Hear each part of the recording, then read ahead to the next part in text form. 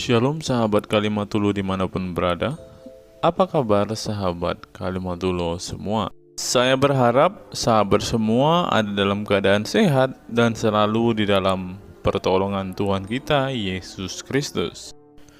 Terus dukung perkembangan channel ini dengan cara like, komen, dan subscribe.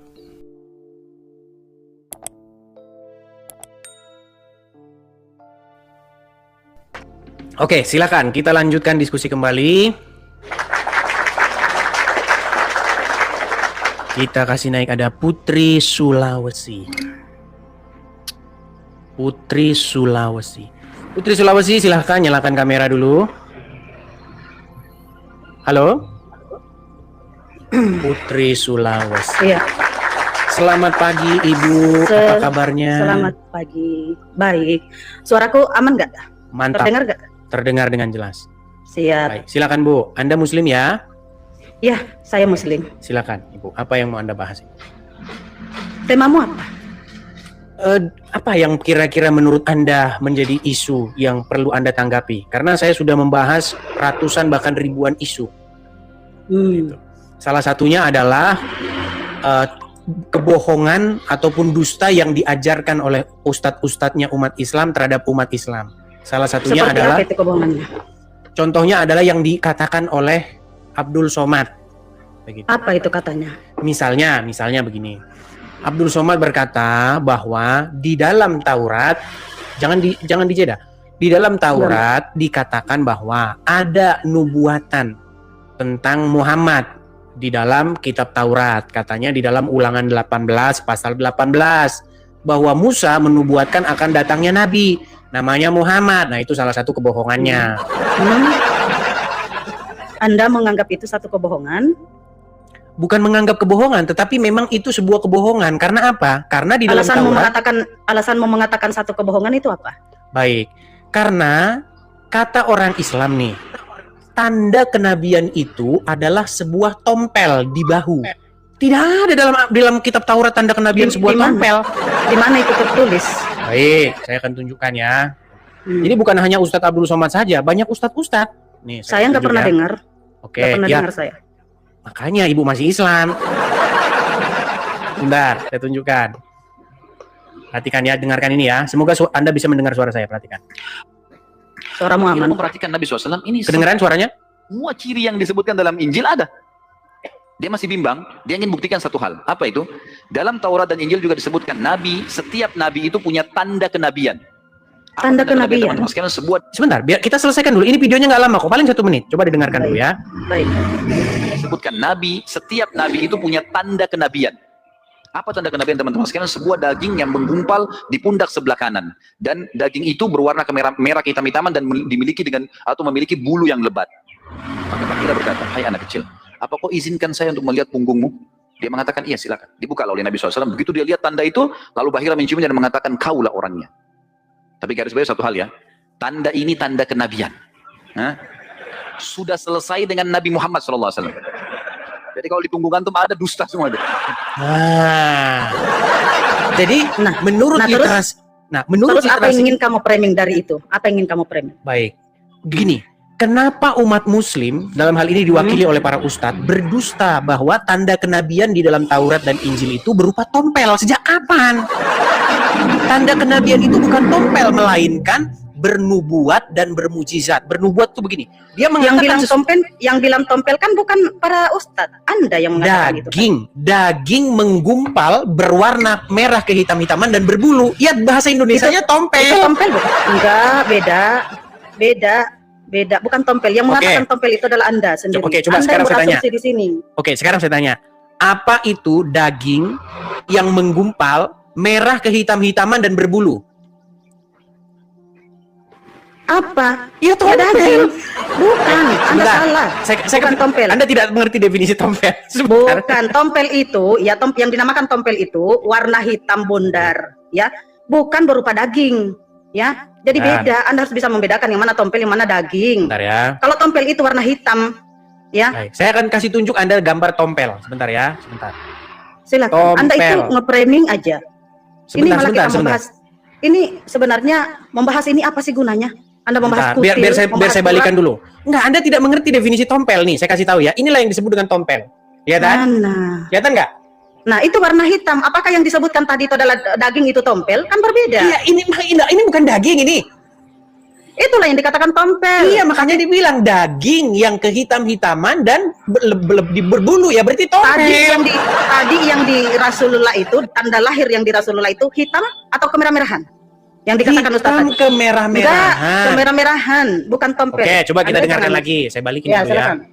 Luar biasa. Anda itu nggak pernah. Untuk apa sih kamu bahas hal ini? Apa untungnya buatmu? Untuk menanggapi atau meluruskan fitnah yang dikatakan oleh para ustadz dan ulama Anda, mengatakan bahwa di dalam Taurat dan Injil ada nubuatan tentang Muhammad, ciri-ciri Ya, tentang Muhammad. Loh, Iya ada, makanya ciri-cirinya. Tompel.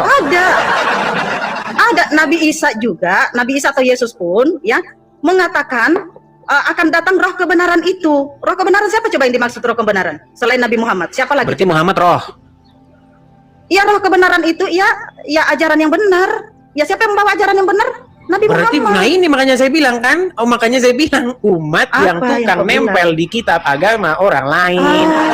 Karena untuk menyampaikan ya kedatangan Nabi terakhir, maka akan ada Nabi yang sebelum Nabi terakhir itu datang menyampaikan. Oke. Ya bukan mau nempel. Oke, baik. Kau tuh harus paham itu, Edis. Oke, baik. Nggak apa-apa, saya ikuti narasimu. Di dalam Iya. Al-Qur'ankah itu tertulis Apa itu? bahwasanya Isa berkata bahwa akan datang roh kebenaran? Di dalam Al-Quran disampaikan bahwasanya orang-orang ahli kitab itu ya tahu benar ya akan kedatangan Nabi Muhammad. Mereka Oke. punya tanda-tandanya, mereka punya ciri-cirinya. Itulah yang disampaikan Al-Quran. Oke, baik. Jadi menurut Al-Quran bahwa mereka mengenal Muhammad seperti mengenal anak mereka sendiri, betul? Ya betul. Oke, Itu berarti- Allah sebagai saksi hidup yang menyampaikan itu. Karena Al-Quran Oke. itu bukan perkataan manusia. Oke, nggak apa-apa, saya ikuti narasimu. Ya, Berarti kau tidak akan menolak. berarti yang mengenal Muhammad seperti anak sendiri umat Islam atau ahli kitab? Ahli kitab karena Oh iya, sudah kenapa jadi dengar umat Islam yang karena, menjadi sok karena Taurat, dengar dulu, karena Taurat, Injil, Zabur telah menginformasikan bahwasanya akan datang kenabian yang terakhir. Sudah Oke. disampaikan itu, makanya ahli-ahli kitab itu mengenal Nabi Oke, Muhammad. yang mengenal ahli kitab ya, garis bawahi. Yang Ya, mengenal betul. Muhammad seperti anak sendiri adalah ahli kitab. Nah, betul. Bukan umat muslim, ahli kan? kitab. Bukan umat muslim Ahli kan? kitab. Sebelum Islam datang, yang mengenal Nabi Muhammad itu adalah ahli kitab. Iya iya, terus kenapa Yang- jadi umat muslim yang- malah sok yang- kenal sama Muhammad? Iya dong, karena Nabi Muhammad memperkenalkan ya, karena kami membaca Al-Quran, maka disitulah kami kenal. Begini Kami ya. mengetahui bahwasanya, dengar Begini, dulu, ya. dari Al-Quran itu kami tahu ya, bahwasanya ahli-ahli kitab itu tahu betul akan kedatangan Nabi Muhammad seperti layaknya mereka mengetahui anak-anak mereka sendiri. Oke. Nah, kita kasih contoh ya, contoh yang mengetahui lebih dulu bahwasanya Muhammad ini adalah seorang nabi saat dia kecil adalah pendeta Bukhairah. Oke, Ya. katanya Itu apa? tandanya. Gara-gara ada tompelnya, ada dagingnya di sini. Bukan, ada tanda-tanda lain selain dari itu. Ya, apa tanda-tanda? yaitu Tanda-tandanya adanya kan di sini. yang Tanda-tandanya mengikuti kan di punggungnya bukan ada hanya daging. itu saja tandanya Rasulullah, bukan hanya itu saja. Oke, yang mana Sehingga dia lagi? dikenali. Yang mana lagi Jika tandanya? itu yang dengar dulu Edis, jika itu yang kau jadikan standar ya. Ya memang cuma apakah saat- itu. Dengar dulu. Apakah saat pendeta Bukhairah melihat Rasulullah itu sedang tidak pakai baju? Hah? Apakah dia mengenali Makanya kan Rasulullah itu sedang tidak pakai baju? disuruh buka bajunya, dilihat biar ada tandanya atau enggak Tidak. kan gitu. Belum dia buka baju, belum ya. Saat dia pendeta itu melihat Rasulullah itu ketika saat bersama pamannya, belum buka baju, ya. Apa yang dia lihat pendeta Bukhairah? Itu apa namanya? Ada awan yang mengikutinya. Itulah salah satu tandanya. Ya, dan untuk lebih mengetahui, memperjelas lagi, maka pendeta Bukhairah itu melihat tanda yang lain. Seperti itu. Ada awan ngikutin Muhammad. Ada awan mengikuti Rasulullah. Disitulah dia tahu bahwasanya ini anak adalah cikal bakal seorang nabi. Itulah tandanya. Al-Quran menginformasikan bahwasanya mereka para pendeta ini, para ahli kitab ini mengetahui akan kedatangan nabi karena mereka mempelajari kitab-kitab Allah sebelumnya.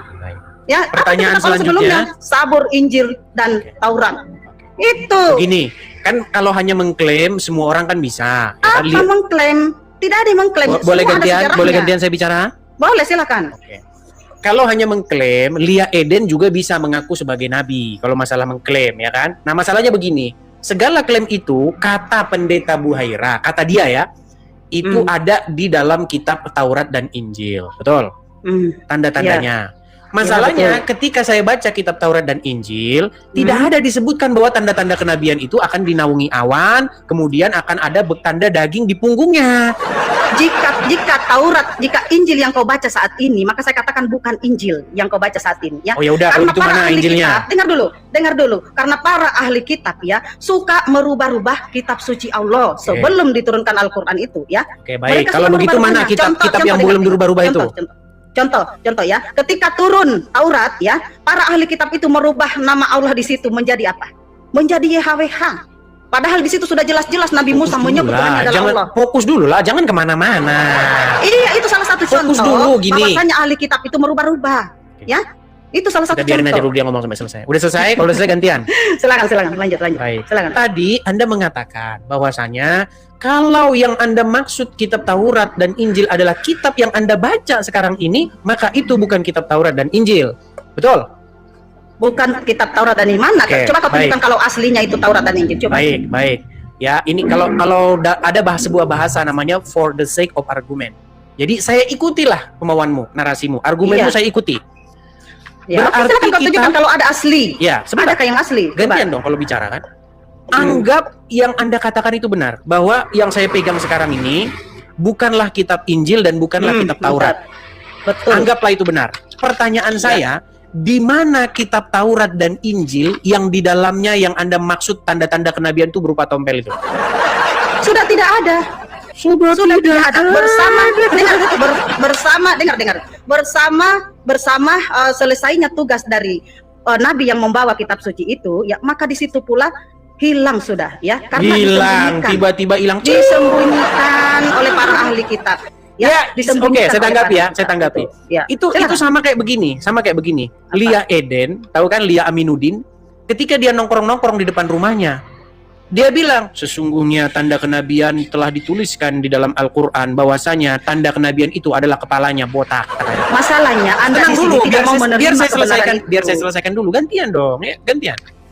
Kalau Lia Eden ngomong, Sebentar saya tanya bahwasanya- kamu Edis ya. Sebentar kalau saya Lia tanya Eden kamu, oke? berbicara, seandainya Lia Eden berbicara bahwa Kenapa tanda kau bawa-bawa Lia kenabian, Eden? loh, ya karena kalau cuma mengklaim ya sama seperti Lia Eden. Apakah saya ini mirip Lia Eden? Senang dulu, Oh, biar Lia bisa Eden, bisa kok. saya selesaikan poin saya. Baik, silakan. Baik. Kalau hanya mengklaim bahwa kitabnya sekarang tidak ada lagi, Lia Eden juga bisa bilang bahwa di dalam kitab sebelumnya tanda kenabian itu adalah berupa perempuan kepala botak. Nah, giliran dibuka, mana nggak ada di sini? Ah, sudah diganti. Mana kitabnya yang sudah diganti? Ya, sudah hilang, terbang ke langit. Ini Iya. yang disebut Iya. ini yang disebut sebagai self proclaim atau Jika hanya masih klaim-klaim ada, sepihak saja, Jika semau-mau ada, sendiri. ya, saya katakan itu sudah hilang semua. Nah, jika kamu mengatakan ada kitab suci, silakan kau tunjukkan mana kalau Loh, ada. kok jadi saya nunjukkan? Iya, karena saya sudah mengatakan kitab itu sudah hilang, tapi kamu tidak terima. Ini kok jadi saya yang nunjukkan? Kan saya sudah bilang. Justru kitab Anda itu yang harus semuanya sudah menunjukkan hilang. karena gini gantian ya Bu ya, gini. Anda kan bilang di dalam kitab Taurat tertulis nama Muhammad, tertulis ciri-ciri Ya. kenabiannya, yaitu berupa Ya, adanya betul. daging di punggungnya. Betul. Anda kan yang bilang begitu? Betul. Masa jadi saya suruh saya nunjukin kitabnya? Karena saya sudah bilang kitab-kitab Allah yang dirubah-rubah itu ya sudah hilang, sudah tidak ada lagi. Tapi kamu tidak percaya. Baik, Nah, saya kalau tunjukkan. kamu tidak percaya, kamu yang tunjukkan Baik. kalau masih ada mana. Kalau Anda mengatakan bahwasanya kitab-kitab itu sudah dirubah, lalu bagaimana dengan ayat-ayat Quran ini? Katakan ya. Yang mana? Yang Baik, kita bahas sebentar. ini adalah Taurat Injil. Oke. Ya, yang dirubah-rubah oleh ahli kitab, bukan Al-Quran. Jangan kau lari ke Al-Quran. Sabar. Sebentar aku tanya kamu juga ya. Jangan kabur, jangan kau turunkan saya ketika mau bertanya. Baik, di dalam Quran ya, Quran surat Quran berapa? surat sebentar. Saya bukan penghafal Al-Quran ya, saya harus buka juga. Quran surat berapa ini? Bahas-bahas Nah. Al-Quran pula. Macam kau mengerti aja Al-Quran. Di dalam Quran surat, coba dibantu saya, surat Al-Ankabut ayat ke-46. Bentar, saya cari juga Al-Ankabut itu di surat keberapa itu Al-Ankabut? Surat yang ke-29. 29 ya? Hmm. Bentar. Saya bukan penghafal Al-Quran ya, tapi kamu minta dibukakan ya udah kita buka. Ini bantahan untuk mengatakan kepada Anda bahwa kitab-kitab itu sudah hilang, sudah nggak ada. Masa kitabnya hilang sudah nggak ada, tapi malah Quran membenarkan, gimana? Yang aslinya yang dimaksud sudah tidak ada Ya lagi. coba Anu bacakan dulu. Ayo, mana? 29 kan? Quran 29 ayat. Quran yang 46. 46 ya. Terima kasih Kak Yuli, terima kasih. Mana? Nah, nyari ayat Quran aja lama ya, pantesan dia masih Lah, muslim. saya kan bukan penghafal kalau itu. Ya Kan nggak aku perlu sudah bilang aku penghafal. bukan penghafal. Ya nggak perlu penghafal. Cuman 4 berapa tadi? bagaimana? 4 berapa? 46. 46. Ini di atas. Dan janganlah kamu berdebat dengan ahli kitab. Ya, Itu. terus. Coba kau baca di situ. Salah nggak? Terus. Dan janganlah kamu berdebat dengan ahli kitab, melainkan dengan cara yang baik, kecuali dengan orang-orang yang zalim di antara mereka. Terus. Dan katakanlah, kami telah beriman kepada kitab-kitab yang diturunkan kepada kami dan yang diturunkan kepadamu. Tuhan kami dan Tuhan kamu satu, dan hanya kepadanya kami berserah diri. Apa yang ingin kau framing di sini apa? Anda mengatakan bahwa apa yang diturunkan kepada orang-orang ahli kitab itu kitab yang palsu, betul nggak? Siapa yang bilang kita? Tadi Taurat, katanya Injil palsu. Itu, dengar, kamu itu nge-framing ya. Dengar, kitab Taurat, Injil, Sabur itu, ya itu asli dari Oke, para di zaman nabi. di zaman Tetapi- Muhammad sebentar. Di zaman Muhammad Aduh, kitab kau tuh motong-motong Kau tuh motong-motong ketika saya berbicara. Ya, silakan. Jadi Taurat, Injil, Sabur itu kami imani, ya, kitab suci kami, ya. Tidak sah keimanan kami kalau kami tidak mengimani kitab suci itu. Bohong. Ya, keempat kitab suci ini. Tidak sah. Bohong Tetapi kalau kau mencari aslinya saat ini tidak ada. Sudah nggak ada baik. lagi. Baik. Kalau ada silakan kau tunjukkan buktinya kalau ada. Baik. Sekarang saya tanggapi ya, Di zaman Silakan kau tunjukkan Muhammad, buktinya. ya, di zaman Muhammad, ketika Muhammad datang, ahli-ahli kitab, orang-orang Yahudi, orang-orang Nasrani punya Taurat dan Injil nggak? Aku nggak pernah lihat punya atau tidak. Ini ayat ini loh. Sesungguhnya kami beriman kepada kitab-kitab yang diturunkan kepada kami dan yang diturunkan kepada kamu. Betul. Lah terus Kami kenapa Anda katakan kitab-kitab itu palsu? Karena sudah tidak asli, sudah dirubah-rubah. Kalau tidak asli dirubah-rubah, ngapain Quran membenarkannya? Al-Quran membenarkan ya bahwasanya kitab suci Allah itu Ya. Macet kan? tes. Bukan macet kau itu ya. Apa tadi di sini ya? Kitab-kitab Allah itu diturunkan, ya kan? Kepada Yakni- kami yakni Taurat dan juga Injil. Kepadamu. Yaitu Iya, Taurat yaitu dan Taurat, Injil. Injil, Sabur. Oke, Ya, kepadamu di sini adalah kenapa orang-orang tiba-tiba Anda orang-orang katakan? Bani Israel. Makasih Bang Herman, makasih. Kenapa tiba-tiba Anda katakan bahwa kitab tersebut Apa? palsu? Tidak ada aslinya saat ini. Apakah ada aslinya saat ini? Ini Taurat, Injil, Al-Quran Sabur. mengatakan Mana ini. aslinya? Mana?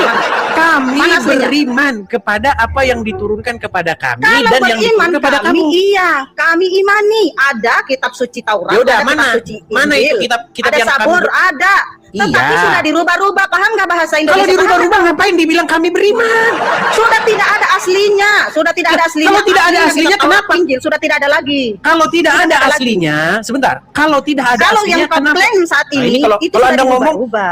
Anda jangan panik ketika saya bicara. Enggak, saya nggak panik. Ya Nggak sudah, panik, kalau ya. gitu dengarkan. Di Silakan. sini dikatakan kami beriman kepada apa yang diturunkan kepada Ya, saya kamu. juga beriman. Apa Oke, yang salah? Kalau beriman, kitab yang Anda beriman kepadanya itu mana? Sudah dibilang sudah tidak ada. Lah terus ngapain Anda imani? Karena dia pernah ada. Karena pernah ada. Kalau kami pernah imani. ada, kenapa dibilang Tapi sudah tidak beriman ada lagi kalau saat sudah nggak ini. ada lagi? Ini Karena gimana sudah sih? dirubah. Gini loh, saya kasih contoh gini. Gini, bisa nggak Anda beriman kepada kitab yang kitab tersebut ternyata udah nggak ada? Al-Quran ini sudah memberitakan ya bahwasanya kitab Taurat, Injil itu Ditanya apa? pernah ada. Yang kan? ditanya, Anda itu beriman kepada kitab yang Beriman. masih ada atau yang udah nggak ada? Kami imani. Oke, kitab yang masih ada atau yang udah nggak ada? Taurat, kitab yang masih ada. Yang terus kami mana imani, kitabnya? tetapi Mana? Taurat, Injil, dengarkan. Taurat, Injil, Sabur itu saat ini sudah tidak ada. Ya. Nah, terus kenapa Kita Anda itu imani adalah yang nggak Al-Quran. ada? Botol kali kau Edis. Botol kali kau Edis. Memahami perkataan bahasa Indonesia aja kau nggak ngerti. Mau cari pembenaran kau menang sendiri ya? Atau kamu ingin Jadi menang? intinya yang saya maksudkan tuh begini ya, Putri Sulawesi. Anda itu itu suara apa itu? Suara, coba suruh diam dulu gitarnya itu. Gitar anak aku. Gitar coba diamkan dulu. Alat musik itu haram. Alat musik itu Alah, haram kata udah, Muhammad. udah jangan, gak usah lari kemana-mana, gak usah Loh, lari kemana-mana. ya suruh diam dulu, berisik. Iya, dia jangan main gitar, nak, jangan main gitar. Ya silakan, lanjut. Begini, Jangan dulu ribut. begini ya. Anda mengatakan bahwa Anda beriman kepada suatu kitab. 4. Ya, kami punya Oke. kitab 4. Oke, kitab Injil itu, betul. Injil, Sabur, Taurat, Al-Quran. Oke, 4. oke. Tapi kitab tersebut menurut Anda sudah dirubah-rubah. Terus kenapa Anda imani kitab yang sudah dirubah-rubah? Aduh, Edis, ya. Edis, yang saya imani itu pemberitahuan dalam Al-Quran, bahwasanya Allah itu pernah menurunkan namanya kitab suci Taurat, ya, pernah menurunkan kitab suci Injil, pernah menurunkan Sabur, ya, tetapi ketika kitab gampang suci saya ini jawab ini dirubah-rubah, berarti. dirubah-rubah sama ahli kitab. Dengarkan dulu. Sebenarnya Gimana begini, caranya mau mengerti kau? sebenarnya dalam Al-Quran itu disebutkan bahwasanya akan datang Nabi Edis. Red kau, mana ada kau nabi? Mana buktinya kau nabi? Dirubah-rubah sama kalian. Dasar. Klaim-klaim di aja. dalam Al-Quran Kau tanggung-tanggung mengaku nabi, mengaku aja kau Tuhan. Di dalam Al-Quran tersebut dikatakan bahwa akan datang nanti Nabi yang akan meluruskan umat Islam, yaitu kau namanya nabinya gitu? Edis. Iya. Tetapi Gila kau. tetapi kalian merubah-rubah isinya. Mana datanya? Mana? Ayo, mana Ya datanya? udah hilang Mana tertulis? kitabnya. Akan datang seorang nabi yang bernama Edis. Karena sudah dasar. dirubah-rubah oleh kalian. Tidak ada nubuat, tidak ada nubuat. Kalau kami di Al-Quran ada nubuatnya. Ya, Di ada dalam penyampaiannya. Al-Quran itu ada nubuat kedatangan Edis yang Al-Quran akan yang menyampaikan, ya. meluruskan Al-Quran kesesatan yang kalian. menyampaikan. Al-Quran yang datang menyampaikan kitab suci Allah terdahulu itu mana dirubah-rubah oleh mana ahli Al-Quran yang kitab. mengatakan sebentar, kemana kalian sembunyikan Al-Quran yang asli yang mengatakan Edis adalah nabi? Mana? Nah ini, mana ada? Ada. Edis botol kau. Di dalam Al-Quran itu Nge-framing aja kau bahasa akan aku. datang seorang. Oke, kamu udah seorang banyak yang nanya, akan aku nanya dong. Jadi, meluruskan satu-satu kita. kesesatan kalian. Namanya Al-Quran itu Edis. datang meluruskan bahwasanya orang-orang kafir yang memanggil Yesus itu Tuhan, ya. Nanti akan di masuk situ, neraka. nanti di situ, Itu. kalau misalnya kamu temukan Al-Quran yang asli, akan didapati di situ. Udah. Akan Jadi saya tanya juga datang satu. seorang nabi yang bernama Udah lah, Edis. Edis. Edis, saya tanya satu, Edis. Boleh nggak saya nanya? Kamu dari tadi nanya terus, kau takut ya? Saya tanya. Klaimmu itu dulu bereskan Saya dulu. bertanya. Saya Klaimmu sudah itu jawab bereskan kau. dulu, bereskan dulu Apa klaimmu. klaimku? Apa klaimku? Bahwasanya ada kitab yang mengatakan bahwa akan datang nabi bernama Muhammad. Ya itu Al-Quran itu Taurat Injil telah Mana? menyampaikan, ya. Mana? Di Injil pun ya ada disampaikan tentang Iya, kedatangan mana? Nabi Di Muhammad. Injil ada mana? nubuatnya. Ya kalau cuma ada nubuatnya. saja di dalam Quran ada nubuat Iya. akan datangnya nabi terakhir yaitu Edis. Gimana? Kau. Nggak ada datamu. Kau ketik aja di Google nggak Ya ada. udah, mana Keluar datanya Edis dalam itu Quran, nabi. mana datanya dalam Injil bahwa akan datang nabi bernama Muhammad. Ya itu roh kebenaran. Itu nubuat itu. Itu namanya Siapa coba roh cocokmologi. kebenaran? Lalu siapa coba roh kebenaran kamu gitu? Siapa roh Memangnya kebenaran yang Muhammad dimaksud? roh. Memangnya Muhammad itu Iya, roh. dia itu roh yang suci yang datang ke dunia menyampaikan firman Tuhan. Sejak kapan Muhammad roh yang suci? Aduh. Iya, dia manusia yang suci. Inilah Ya. akibat mengikuti kesesatan yang ditularkan Kau oleh yang Zakir sesat. Naik. Kaulah yang sesat, Edis. Kau yang sesat. Oke lah, Sekarang Putra saya sudah Sulawesi. jawab kamu. Saya juga bertanya. Anda Ya. belum jawab pertanyaan saya. Di mana Al-Quran yang Sudah asli? jawab. Loh, Anda Ini kan Al-Quran sudah yang asli. Anda kan sudah membuat sebuah klaim. Sekarang gantian saya. Di mana Al-Quran yang Kamu asli yang itu nanya menyebutkan terus. akan datang nabi yang bernama Edis? Mana? Pret kau, mana ada datanya yang kayak Pret. gitu? Nggak ada. Karena saya itu nabi yang dinubuatkan dalam Quran. Kau tuh nabi sesat, ya. Kau sekali ngaku aja. Di kau dalam Tuhan, ngaku ayat aja. Al-Quran Aku Tuhan aja disebutkan kau. akan datang seorang nabi yang mencerahkan Penyesat umat kau, Edis, muslim. penyesat. Namanya Edis. Kenapa kalian sembunyikan ayat itu? Penyesat kau, Edis, penyesat. penyesat. Ya. Iya. Sekarang Kalau saya cuma tanya, mengklaim ya Edis. semua orang bisa. Edis, aku mau nanya. Boleh nggak saya nanya? Silakan, Kamu aja apa terus yang pertanyaanmu? ngoceh. Apa pertanyaanmu? Sekarang saya tanya, Edis. Yesus itu kan bukan Tuhan, betul? Ya kan? Bukan Salah. Tuhan kan? Yohanes Salah. 17 nomor 3 dikatakan Yesus itu bukan Tuhan, hanya utusan. Mana ayatnya? Nah, buka Yohanes 17 nomor 3. Inilah hidup yang Jelas. kekal itu, yaitu mereka mengenal Engkau satu-satunya Allah yang benar dan mengenal ya. Yesus Kristus yang telah Engkau utus. Betul. Terus Bukan Tuhan kan? Yesus di dalam Yohanes Iya pasal yang kan? ke-13 ayat 13, Iyakin kamu menyebut dulu aku itu. guru dan kamu menyebut aku guru dan Tuhan, dan katamu itu tepat, memang akulah guru dan Tuhan. Jadi bertentangan gitu sama Yohanes 17. Ya enggak lah, yang Iya, bertentangan jadi akalmu. kontradiksi gitu. Kontradiksi. Kontradiksi. Yohanes 17 nomor 3 Yesus utusan. Yohanes 13 kau bilang dia Tuhan. Kontradiksi enggak? Ya enggak lah, kenapa kontradiksi? Kamu aja nggak mau ngaku. Di mana kontradiksinya? Ya itu Yohanes 13 yang kau bawa data. Coba kamu dengarkan ini kalau begitu. Ya. Bentar. Anda Ya, dengarkan Yohanes ini. 5:37 pun dikatakan Yesus Ya, diutus. sabar. Jangan bohong. Sabar. Jadi Yohanes 17 ayat 3 berkata, inilah hidup yang kekal itu, yaitu bahwa mereka mengenal engkau satu-satunya Allah yang benar, dan mengenal Yesus Kristus yang telah engkau utus. Utus. Baik. Di dalam Yohanes 17 ayat 3, Yesus utusan, betul? Betul. Oke. Di dalam Yohanes 13 ayat 13, Yesus adalah Tuhan. Nah, kontradiksi enggak? Menurut Anda itu sebuah kontradiksi, betul? Kontradiksi. Oke, baik, simpan dulu, tenang. Baik. Ini diskusi saya dengan orang Muslim, ya. Dia seorang ustadz Iya. nih, ya. Dia saya Bukan tanya. Ustadz. Ini diskusi, iya. dengarkan dulu. Makanya kalau ngomong gantian, Iya. dong, gantian. Enggak. Lanjut. Dia namanya Daman Al-Mantiki, ahli mantik. Dia berkata bahwa Muhammad itu adalah utusan. Tetapi di detik yang sama, dia berkata bahwa Muhammad itu adalah Rob. Oke. Itu bertentangan nggak? Muhammad itu adalah utusan, tetapi di detik yang sama dia adalah Rob. Itu bertentangan nggak? Kau tunjukkan dulu datanya. Jangan ngeklaim dulu. Coba dengarkan. Selanjutnya, dia menantang saya untuk mengatakan kepada seluruh umat muslim bahwa Nabi Muhammad adalah Rob. Wahai umat muslim, percayalah bahwa Nabi Muhammad itu adalah Rob kita. Percayalah bahwa Nabi Muhammad adalah Rob kita. Percayalah bahwa Allah Ta'ala adalah Rob kita. Jadi dia mengatakan Muhammad itu adalah utusan. Aku di nggak detik yang percaya. sama. Nggak percaya. Ya, Aku nggak percaya makanya kalau karena itu Anda suara. kurang Aku belajar. nggak percaya kalau itu suara ustaz. Nggak percaya saya, Edis. Itu saya. Iya, itu bisa kalau nggak saja percaya Allah itu tidak urusanmu. Bukan Iya, cuma itu satu yang karena ngomong. tidak Baik. ada. Karena Nih, tidak kemudian ada. yang kedua lagi, ini namanya Ustadz Tasik Ngaji. Dengarkan. Apa dia katakan? Dengarkan Nggak nih. ada. Lu dengarkan nih. Jangan suaranya doang yang sebentar. memperlihatkan. Dengan Edis TV, Tasik Ngaji akui Muhammad adalah Rob. Rob itu artinya Tuhan. Dan orang Islam itu mengakui bahwa Muhammad itu Robnya. Ya, yang terakhir yang mengakui Muhammad itu data Robnya, itu. bahkan sebelum berdebat dengan saya adalah orang ini. Nabi Muhammad bisa dikatakan Rob. Ini namanya Tasik. Muhammad saja utusan, tetapi di detik yang sama dia Rob kok gimana?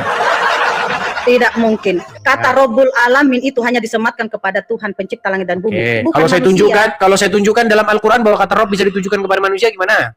Kalau cuma Rob R-O-B, Rob saja, itu bisa digunakan kepada apa saja. Ya contoh. Berarti manusia bisa banjir dipanggil di Rob Jakarta. nggak? Dengar dulu. Banjir di Jakarta dikatakan banjir Rob. Apakah itu banjir Tuhan? Hah? Dasar. Susah ini. Makanya kalau kata R-O-B itu bisa digunakan kepada apapun, ya. Tetapi Iya, Rob itu Alamin, dengar beda. dulu, Rob dengar. bahasa Indonesia dengan Rob bahasa Arab yang nggak sama. Robbal Bu. Alamin hanya kepada Tuhan, Edis, ya. Robbal Alamin hanya kepada Tuhan. Robbil Alamin Astaga. hanya kepada Tuhan. Tetapi Satu-satunya kata Rob- perkataan Muhammad yang saya percaya adalah bahwa memang akal wanita muslim Kalian itu jangan setengah, ngeklaim nih. tinggal setengah. biarin, ya. Tinggal otak setengah ini. masih Kita bisa ini dikatakan bukan memang membahas ada Rob manusia. dalam bahasa Indonesia. Kita membahas Rob dalam bahasa Arab, bukan banjir Rob Ya, bahasa tapi Indonesia. Tapi buktinya bahasa Indonesia mau mengambil kata Rob, ya buktinya dipakai tuh saat banjir di Ya Jakarta tuh, sudah. banjir Rob katanya. Apa banjir Aduh, Tuhan nggak itu? nyambung Anda ini. Enak aja kau. Kena kau kan? Putri Kau Sulawesi, ini dengarkan ya. lagi. Gini loh. Ah. Yesus itu Tuhan, di detik yang sama dia Di mana utusan. pengakuannya? Dengar. Di mana? Yohanes 13 ayat 13. Itu bukan pengakuan ya, karena yang tertulis di data aslinya bukan Theos tetapi Kurios. Kurios Iya, hanya kurios. Tuhan. Yesus Hanya memang kata-kata. kurios gimana? Masa kurios nggak boleh utusan, Tuhan, ada-ada Tuhan. saja?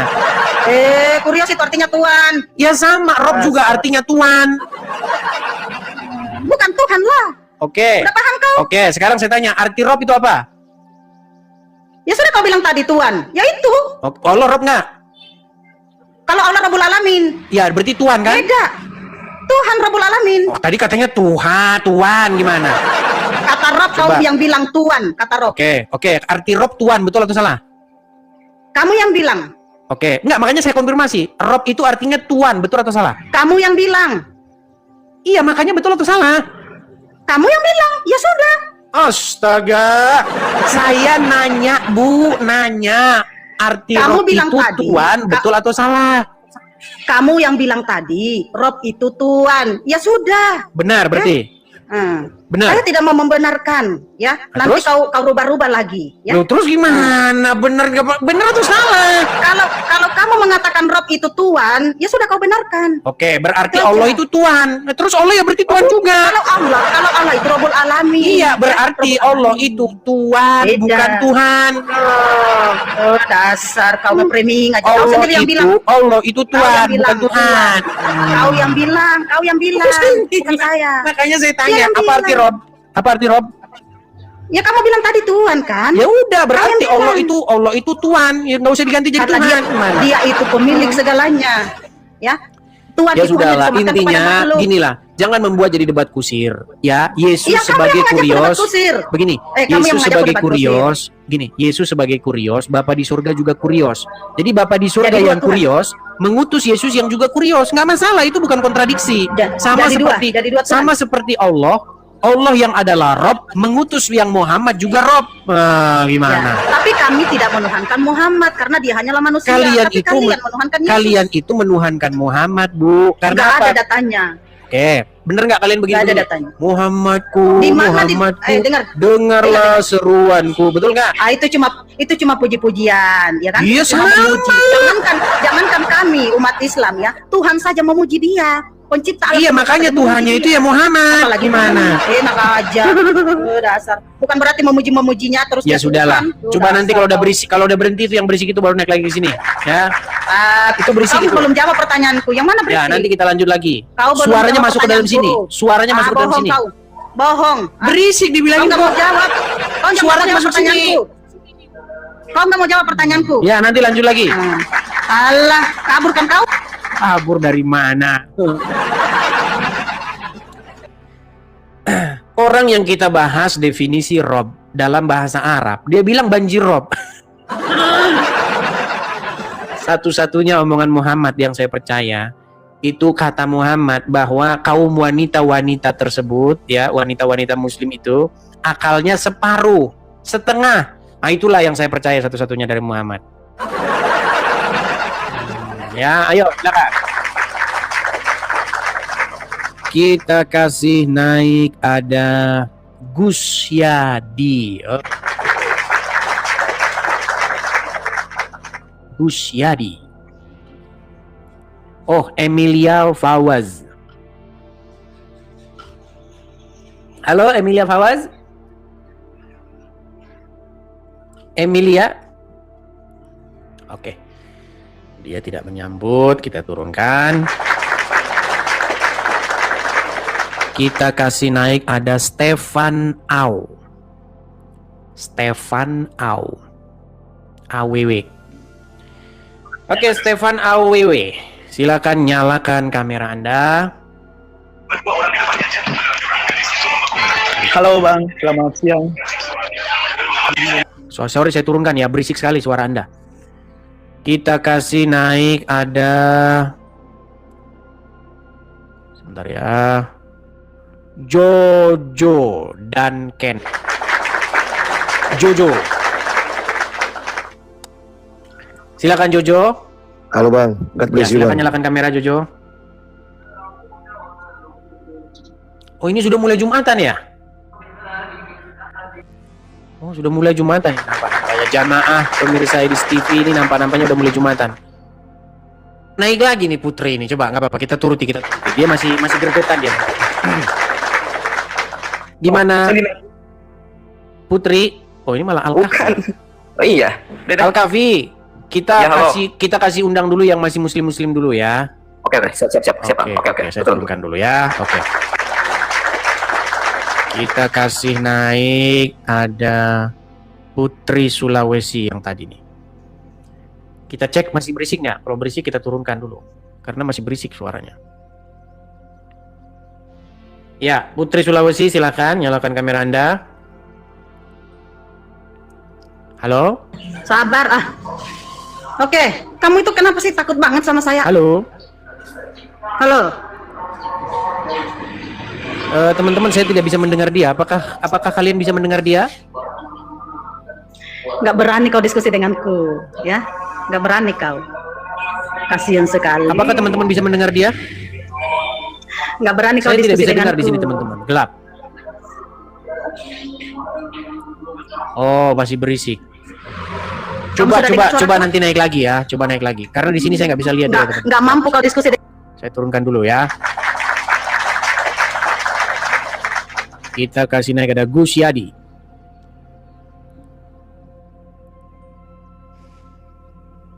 Coba kita kasih naik, ada Gus Yadi. Ya, Gus Yadi. Ampun ini kalau sudah mau kalah orang diturunkan sembarangan dis. Oh, tak Gus seperti Yadi datang marah. Mendatang dia marah. Ini kalau mau kalah ya pasti orang itu Coba. diturunkan sama kamu. Silakan nyalakan kamera dulu, Gus Yadi. Oh, alasan kamu. Gus Yadi, coba itu bisa kamu suruh diam dulu nggak itu suara yang berisik-berisik itu? Bisa nggak? Ayo apa? Apa? Hah? Orang itu ya, orang debat sama kamu itu, kalau kamu mau kalah, ya pasti diturunkan sama kamu. Oh, Kata siapa saya kalau mau kalah diturunkan? tadi itu kamu pura-pura tuli kupingnya. Baik. Tadi itu. Baik. Ibu sudah ke situ. Saya turun, saya Suara naikkan dulu tulis satu mau. kali lagi. Baik, saya kasih naik ini satu kali lagi nih. Saya kasih naik tuh, saya kasih naik. Biar mereka waspuas saya ya. Iya, kamu Nah, pura-pura silakan tuli. coba nyalakan dulu kamera coba. Biar dua. Tes suaraku aman nggak? Ada nggak suaraku? Aman. Cuman Tuh, ada suara Tadi, suara berisik-berisik di belakang. Iya, karena di sini toa ada itu loh. masjid. Ada masjid. Iya, makanya lagi suruh berbunyi. diam dulu. Toanya suruh Iya, diam. makanya aku diamkan, kau botol kali kau iblis Makanya ya. Edis itu kalau dengar suara kiroah itu pasti Kejang-kejang kau, kayak iblis. Bukan saya kejang-kejang, itu sangat Ya mengganggu. biarin aja, santai aja kau. Biarin aja. Bisa nggak? Fokus ke diskusi. alasan terus kamu dis. Alasan. Saya ikuti kemauan mereka ya. Saya ikuti kemauan mereka. Iya, Sampai di gitu mana tadi? dong. Sampai di mana tadi? Ya, coba kau buktikan ya kalau Yesus itu adalah Tuhan, ya kan? Kita lagi bahas Tuhan ini. Nah, kata Tuhan ya, Tuhan itu adalah pencipta, ya, pencipta. Kalau Tuhan. Sekarang coba kau buktikan kalau Yesus itu adalah Tuhan. Buktikan apa yang telah diadakan oleh Yesus, sesuatu yang tidak ada. Apa buktinya? Kamu mengimani nggak Yesus itu Tuhan atau tidak? Kamu imani bahas-bahas Yesus Tuhan yang atau ini tidak? lagi. Lalu Kayaknya kamu mau bahas apa? kayaknya Anda ini cocok diskusinya sama Mikana. Oh, boleh juga. Iya, karena Tapi karena nanti akan diskusi saling mengklaim gitu. mengklaim. Kalau kita mengklaim siapa yang menciptakan langit dan bumi, Hmm. itu cocoknya Kalau Anda kamu nggak diskusi mampu. dengan Mikana. Kalau kamu nggak mampu denganku, kalau kamu nggak mampu, Bukan nggak mampu begini. Terus? Begini, dengarkan. Kalau kita mengklaim yang menciptakan langit dan bumi ini Tuhan saya, nah nanti Anda Betul. akan berkata, oh bukan, Tuhan saya. kan kita harus buktikan, ya kan? Kita harus buktikan, ya kan? Oke, Harus ada pembuktian. gimana cara membuktikannya kalau Allah yang menciptakan langit dan bumi? Iya, kata Tuhan, ya itu adalah pencipta dan langit dan Bentar, bumi. tenang. Nah, kalau ada yang mengaku-ngaku Tuhan, kita harus Inilah buktikan. makanya Ya kan? kalau ngomong tuh gantian satu-satu. Iya siap. Anda mengatakan bahwa Allah menciptakan langit dan bumi. Betul? Oke. Sekarang saya tanya sama Anda. Tuhannya agama lain menciptakan langit dan bumi enggak? Kita buktikan, ya kan? Oke, gimana cara membuktikannya? Ya, dengan kitab sucinya. Ada nggak datanya, ya, bahwasanya Tuhannya itu pencipta langit dan bumi? Dan ada nggak Oh, faktanya? datanya. Oh, jadi Iya. cuma data aja begitu. Iya, data dan fakta, begitu. Ya kan? Data dan fakta maksudnya sekarang gimana? kalau Yesus itu, dengar dulu, kalau Yesus itu kalian katakan adalah pencipta langit dan bumi, tunjukkan datanya. Oke, coba bukakan Yohanes pasal yang pertama. Baca sendiri. Firman adalah firman, gitu. Oke. Segala sesuatu dijadikan oleh Dia dan tanpa Dia tidak ada segala pun yang telah jadi dari segala sesuatu Siapa yang dia? telah dijadikan. Siapa dia? Firman itu telah menjadi manusia dan diam di tengah-tengah kita. Firman itu siapa? Firman itu telah menjadi manusia. Firman itu Firman siapa? itu Firman ya siapa? firman. Iya, yang menjadi manusia ini siapa? Ayo, siapa yang menjadi manusia? Tadi Anda bertanya kepada saya, mana dalilnya di dalam Iya. Injil bahwasanya Yesus sebagai sang Iya. pencipta? Itu di dalam Injil Yohanes pasal yang pertama. Tapi di situ Dikatakan bukan Yesus yang menjadi manusia, itu bukan Yesus tetapi Firman. Ya, memang Firman iya, itu memang bukan sang Yesus. firman yang menjadi manusia. Iya, bukan Yesus kan, Firman, ya kan? Bukan Yesus. Betul, Di mana betul. datanya di situ Makanya, Yesus adalah Firman? iya makanya Gimana? kalau begini cocoknya kamu diskusi dengan Mikana. Berarti kamu tidak mampu diskusi dengan Bukan tidak mampu, ini yang disebut nanti debat kusir. Iya, harus ya kita untuk membuktikan bahwasanya Yesus ini bukanlah Ya. Firman yang menjadi manusia. Ya udah, sekarang begini, sekarang begini. Ya. Kalau Anda Begini, mengklaim, begitu. kalau Anda mengklaim Tuhannya orang Islam mencipta langit dan bumi, Iya. Tuhannya betul. orang Kristen juga mencipta langit dan bumi. Mana datamu? Dan buktinya mana? Kok mana datanya? Datanya ada di dalam Alkitab lah, masa di dalam di dalam mana? Al-Quran? Tunjuk di mana datanya? Tunjuk. Baik. Baik, langit oleh firman-Nya, firman bumi dan segala isinya dijadikan. Saya tunjukkan. Firman siapa? Jelasin dulu firman siapa yang berfirman. Ayo. Kita ini bukan membahas firman siapa, kita ini membahas Tuhan. Nah, siapa yang menciptakan langit dan bumi, betul? Iya, yang berfirman di sini kan Tuhan. Oh, ya sama Mikana aja kau debat. Sama Mikana. Yang Cocok, mana? cocok kau sama Mikana debat, sama Mikana kau debat, cocok. Jadi kalau kalian mau lihat model-model yang debat gitu, nonton Mikana. Nah, pas itu, pas. Nanti Mikana ngomong, Tuhan saya yang menciptakan langit dan bumi. Nah, yang Muslim juga ngomong, bukan Tuhan saya. Bukan Tuhan saya, Tuhan saya. Bukan Tuhanmu. Tuhan saya yang menciptakan langit dan bumi, Tuhan saya. Bukan Tuhan saya, pokoknya Tuhan saya. Kalau kau mau debat begitu, sama Mikana kau cocok sampai pagi kau diladenin sama dia. Ya seperti itu.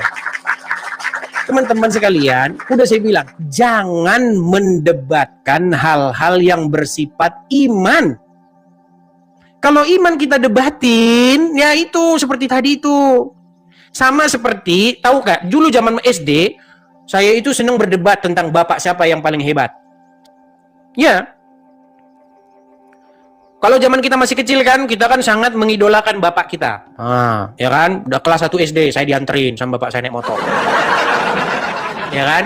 Saya masih ingat itu motornya itu L2 Super. Ya kan? Bapaknya teman saya juga dianterin naik motor. Hebatan bapak saya lah, Bu, enggak hebatan bapak saya. Bapak saya hebatan, enggak, bapak saya. Kalau kayak gitu debatnya teman-teman, sampai besok pagi tahun depan ya gitu-gitu terus.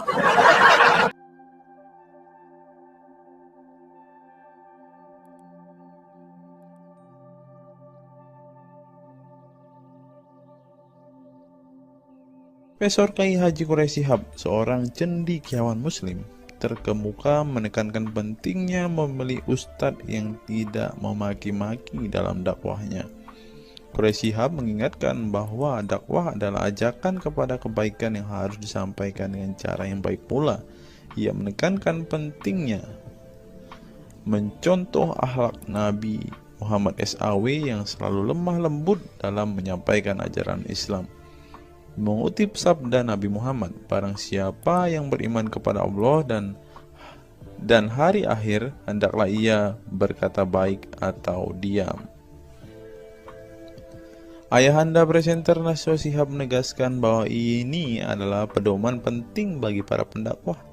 Kata-kata yang baik dan penuh hikmah lebih efektif dalam menyentuh hati dan menggerakkan orang untuk berubah ke arah yang lebih baik. Dalam dakwah, seringkali ditemukan penceramah yang menggunakan kata-kata yang keras dengan alasan untuk menegur atau mengingatkan umat. Namun, Profesor Quraisy Shihab mengingatkan bahwa cara ini justru bisa menimbulkan antipati dan menjauhkan orang dari ajaran agama Islam yang seharusnya penuh kasih sayang dan rahmat. Menukil Islam.co, Quraisy Shihab menjelaskan, hal yang menarik ketika ditanya seseorang terkait kriteria ustadz yang tepat untuk dijadikan panutan atau sebagai penceramah. Mantan rektor lain, sekarang UIN, Syarif Hidayatullah Jakarta, ini menjelaskan dengan penuh kasih ibarat seorang bapak menasihati anaknya. Pilihlah ustadz yang menganut paham moderat. Anda tidak akan mendengar makian, tutur mantan Menteri Agama ke-16 masa Presiden Soeharto ini. Quraisy menjelaskan bahwa ustadz yang wasatiyah akan terbuka untuk dikritik dan tidak fanatik dengan satu pandangan dan menilai pandangan yang orang lain salah. Quraisy menjelaskan bahwa ustadz wasatiyah akan terbuka untuk dikritik dan tidak fanatik dengan satu pandangan dan menilai pandangan orang lain salah. Ustadz yang wasatiyah memahami bahwa jalan menuju agama itu besar dan memiliki jalan-jalan kecil untuk menuju jalan besar itu.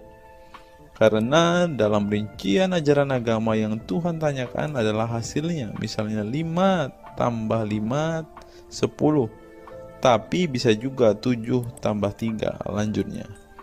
Salah satu ciri ustadz yang wasatiyah menurutnya adalah berpengetahuan luas. Ustadz yang berpengetahuan luas akan mampu menilai dan menghargai suatu pendapat, sedangkan ustadz yang sempit pengetahuannya akan mudah menyalahkan.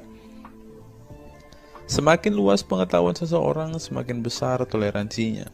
Semakin sempit, semakin bodoh tandasnya. Nah, teman-teman muslim, silahkan kalian mau milih ustadz yang modelnya seperti ini. Karena ustadz yang berilmu itu seperti yang dikatakan oleh Bapak Quraisy Shihab ini, bahwa mereka pasti adalah orang yang sangat toleransi. Tetapi jika ustadzmu kamu dapati tidak bisa bertoleransi atau orang yang intoleran, maka mereka bisa dikatakan ustadz yang BODOH, kata Quraisy Shihab. Nah, pertanyaannya adalah, apakah Zuma termasuk standar ustadz yang baik atau ustadz yang toleran? Mari.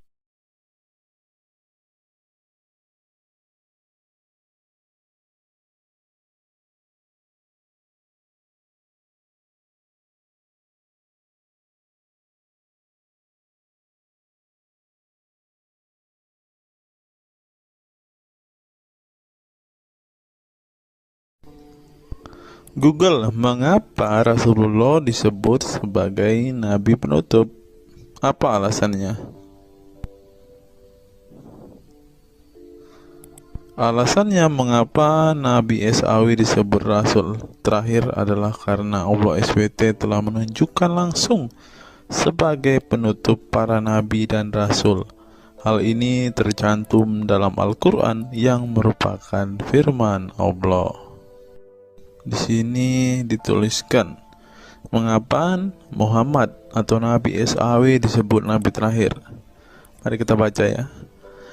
Katamul Anbiya merupakan salah satu julukan Nabi Muhammad yang berarti penutup para nabi. Sesuai dengan firman Allah SAW dalam surat Al-Ashab ayat 40 yang berbunyi, artinya Muhammad itu sekali-sekali bukanlah bapak dari seorang laki-laki di antara kamu, tetapi dia adalah Rasul Allah dan penutup nabi-nabi, dan adalah Allah Maha mengetahui segala sesuatu. Nabi Muhammad SAW merupakan nabi terakhir yang Allah utus untuk menyempurnakan agama-agama sebelumnya. Al-Quran merupakan kitab Allah yang menyempurnakan kitab-kitab sebelumnya, sehingga tidak perlu ada kitab lain karena Al-Quran merupakan kitab Allah yang menyempurnakan kitab-kitab sebelumnya, sehingga tidak perlu ada kitab lain karena Al-Quran sebagai kitab terakhir. Maka dapat diartikan bahwa tidak ada lagi nabi setelah Nabi Muhammad SAW. Nabi Muhammad SAW sebagai nabi terakhir juga didukung dengan dalil lainnya, yaitu surat Al-Sab 61 ayat 6.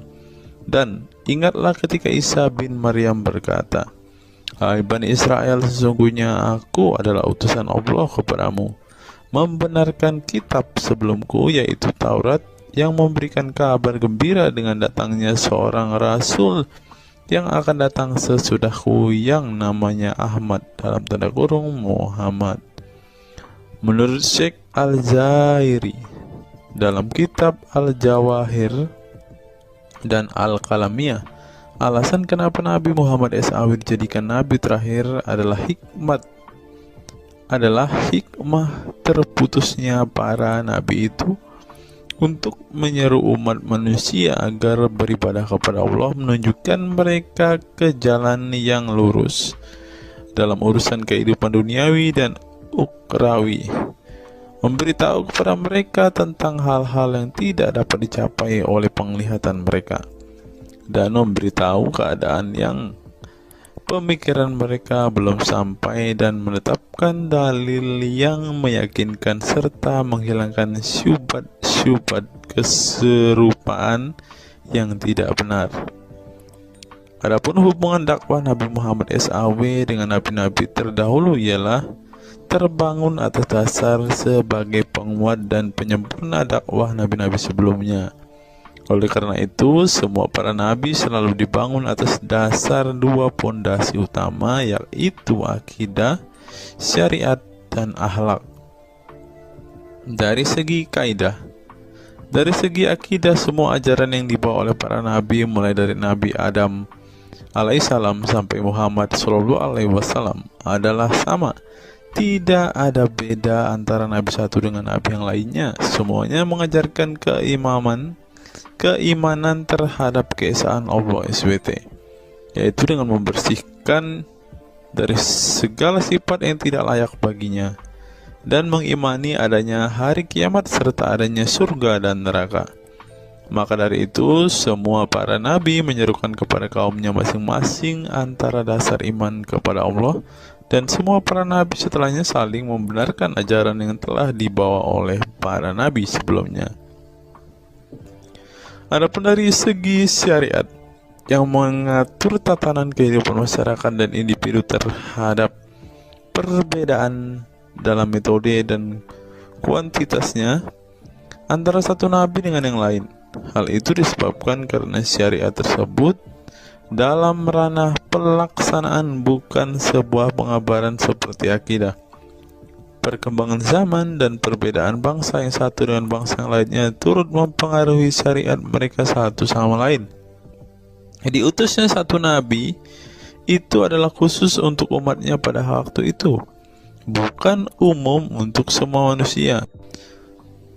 Sebuah hukum syariat terbatas dalam ruang lingkup yang sempit sesuai dengan umatnya pada waktu itu secara khusus. Nah, dari bagian pertama ini kita mengetahui, teman-teman, mengapa Rasulullah ini dikatakan sebagai nabi penutup, karena Rasulullah juga mengajarkan kepada keesaan Allah, teman-teman. Nah, seperti yang terus di sini, semuanya mengajarkan keimanan terhadap keesaan Allah SWT, yaitu dengan membersihkan dari sifat segala yang tidak layak baginya, dan mengimani adanya hari kiamat dan adanya surga dan neraka. Salah satu alasan mengapa Rasulullah disebut sebagai nabi penutup adalah ini, teman-teman. Mari kita lihat fakta berikutnya. Menurut kumparan, teman-teman, alasan mengapa Rasulullah SAW disebut nabi terakhir, teman-teman, mari kita simak ya. Saya berharap teman-teman tidak bosan mendengar setiap fakta-fakta yang kita bukakan ini, karena dengan melihat fakta-fakta ini setidaknya kita belajar, teman-teman, dan dapat memaklumi mengapa sih saudara-saudara muslim kita itu sangat-sangat menjunjung tinggi Rasulullah, teman-teman. Mari kita simak. Nabi Muhammad SAW adalah nabi yang ke-25 dalam Al-Quran. Sebagai umat Islam, kita diwajibkan mempercayai bahwa tidak ada rasul lain setelah kematian Nabi Muhammad SAW. Sebenarnya, mengapa Nabi SAW disebut Rasul terakhir? Bukan tanpa alasan Allah SWT memilih Nabi Muhammad SAW sebagai Rasul terakhir, sehingga kita dilarang untuk mempercayai bahwa adanya Rasul setelah Nabi Muhammad SAW meninggal dunia, bahkan sampai memiliki cara pandang berbeda dengan beliau. Nah, jadi teman-teman kita, saudara-saudara kita tidak percaya ada Nabi setelah Nabi Muhammad, teman-teman. Terlebih ada yang Nabi yang membawa ajaran-ajaran yang berbeda dari apa yang diajarkan oleh Rasulullah. Berikutnya, alasan dibalik Nabi Muhammad SAW disebut Rasul terakhir. Nabi Muhammad SAW ditunjuk menjadi Rasul terakhir Allah SWT dan mendapatkan Al-Quran yang merupakan kitab sempurna dari kitab-kitab sebelumnya. Nah, mereka percaya juga kitab mereka adalah kitab yang paling sempurna. Karena kitab-kitab sebelumnya tidak sempurna, maka disempurnakan oleh Al-Quran, teman-teman. Artinya, wahyu yang sudah diterima Nabi Muhammad SAW sudah terputus sejak beliau meninggal dunia. Ibnu Katsir menjelaskan, ini merupakan nikmat Allah Subhanahu wa Ta'ala yang terbesar atas umat ini. Allah Subhanahu wa Ta'ala telah menyempurnakan untuk mereka agama mereka, sehingga mereka tidak lagi membutuhkan agama selain agama mereka. Mereka tidak pula membutuhkan nabi selain nabi mereka. Oleh karena itu, Allah Subhanahu wa Ta'ala menjadikannya sebagai penutup para nabi. Allah Subhanahu wa Ta'ala mengutus beliau kepada manusia dan kepada jin. Nah, jadi teman-teman, Rasulullah juga bukan hanya dikirim kepada umat muslim, kepada manusia-manusia yang percaya dan memutuskan untuk memeluk agama Islam saat ini, ternyata juga kepada para jin, teman-teman. Allah Subhanahu wa Ta'ala berfirman, artinya Muhammad itu sekali-kali bukanlah bapak dari seorang laki-laki di antara kamu, tetapi dia adalah Rasulullah dan penutup nabi-nabi, dan adalah Allah Maha mengetahui segala sesuatu. Dikutip dari buku situs-situs dalam Al-Quran oleh Syarifuddin Al-Fikri, para ahli bahasa memberikan makna terhadap kata ma dalam surat Al-Ahzab ayat 40 dengan al-istitsaku wal ma'u, yang artinya memastikan dan menolak sesuatu. Sehingga Al-Quran menyebutkan bahwa Nabi Muhammad SAW sebagai khatam an-nabiyyin. Artinya pasti tidak ragu beliau seorang nabi terakhir dan menolak orang mengaku di kemudian hari. Adapun alasan dibalik Nabi Muhammad SAW sebagai Rasul terakhir dijelaskan oleh Syekh Al-Zairi dalam Al-Jawahir Al-Kalamiyah. Sebenarnya Nabi kita Muhammad dikatakan sebagai penutup para nabi itu hanya karena sesungguhnya hikmat terputusnya para nabi itu menyeru umat manusia agar beribadah kepada Allah, menunjukkan mereka ke jalan yang lurus dalam urusan kehidupan duniawi dan ukhrawi, memberitahu kepada mereka tentang hal-hal yang tidak dapat dicapai oleh penglihatan mereka, dan memberitahu keadaan yang pemikiran mereka belum sampai, dan menetapkan dalil yang meyakinkan serta menghilangkan syubhat-syubhat keserupaan-keserupaan yang tidak benar. Karena itu umat manusia tidak memerlukan lagi kepada nabi sesudah Nabi Muhammad, sebab syariatnya telah mencapai batas kesempurnaan. Dan dari alasan inilah tampak jelas tentang rahasia terusnya beliau untuk seluruh umat manusia, dan keberadaan beliau sebagai manusia yang paling utama dalam segi fisik serta halaknya. Demikianlah penjelasan singkat mengenai Nabi Muhammad SAW sebagai Rasul terakhir.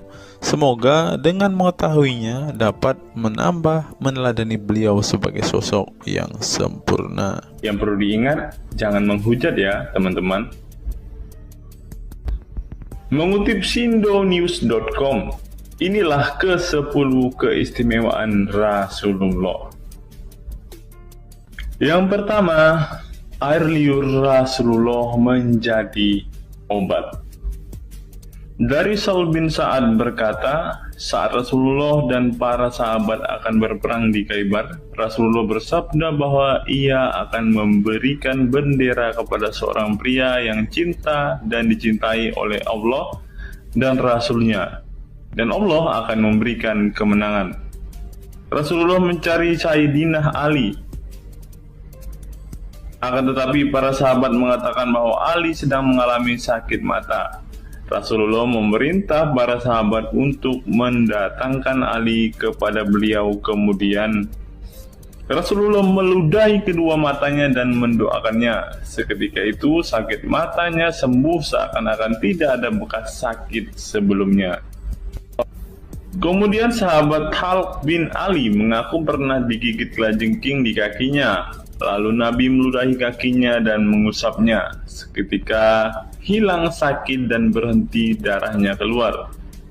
Khalid bin Ali mengatakan, aku digigit oleh kalajengking ketika aku di dekat Nabi Muhammad, lalu beliau meludahi kakiku dan mengusapnya.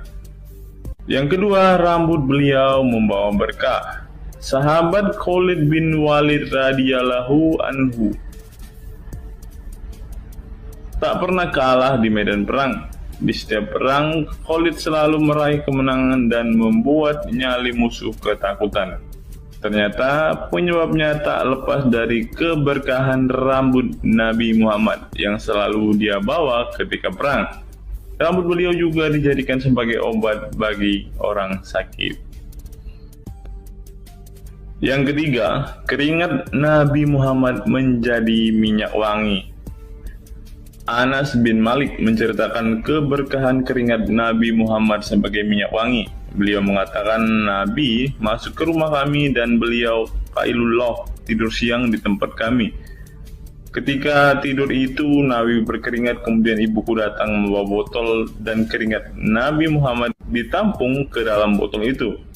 Kemudian ketika Nabi bangun dari tidurnya, beliau bertanya kepada ibuku, wahai Ummu Sulaim, apa yang sedang engkau perbuat? Ummu Sulaim mengatakan, ini keringatmu wahai Rasulullah, aku jadikan minyak wangi dan ini adalah minyak wangi yang paling wangi.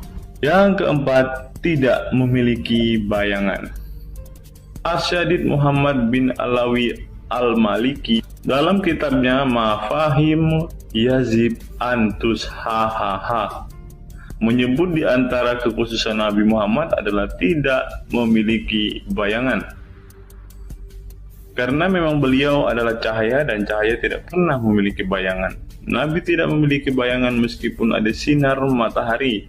Ini didukung oleh doa Nabi yang meminta kepada Allah untuk dijadikan sebagai cahaya. Hal ini disebutkan oleh Imam Muslim dalam hadis yang menjelaskan tentang bacaan Nabi dalam doa sujudnya. Ya Allah, jadikanlah di dalam hatiku cahaya, di pendengaranku cahaya, dalam penglihatanku cahaya, di sebelah kananku cahaya, di sebelah kiriku juga cahaya, di depanku cahaya, dan di belakangku cahaya, serta di atasku cahaya, juga di bawahku cahaya, dan jadikanlah untukku cahaya. Dalam riwayat lain juga disebutkan, jadikanlah aku cahaya.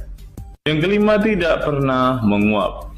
Dalam kitab Al-Qashais Al-Kubra, Imam Asyuyuti menyebutkan riwayat Nabi Muhammad yang sepanjang hayat tidak pernah menguap. Ditakris oleh Imam Al-Bukhari dalam kitabnya Al-Tariq dan juga Ibnu Abi Saibah dalam Musannafnya, dan dari Isa Ibnu Sa'ad dari Yazid bin Al-Asham, beliau berkata bahwa Nabi Muhammad tidak pernah menguap sama sekali.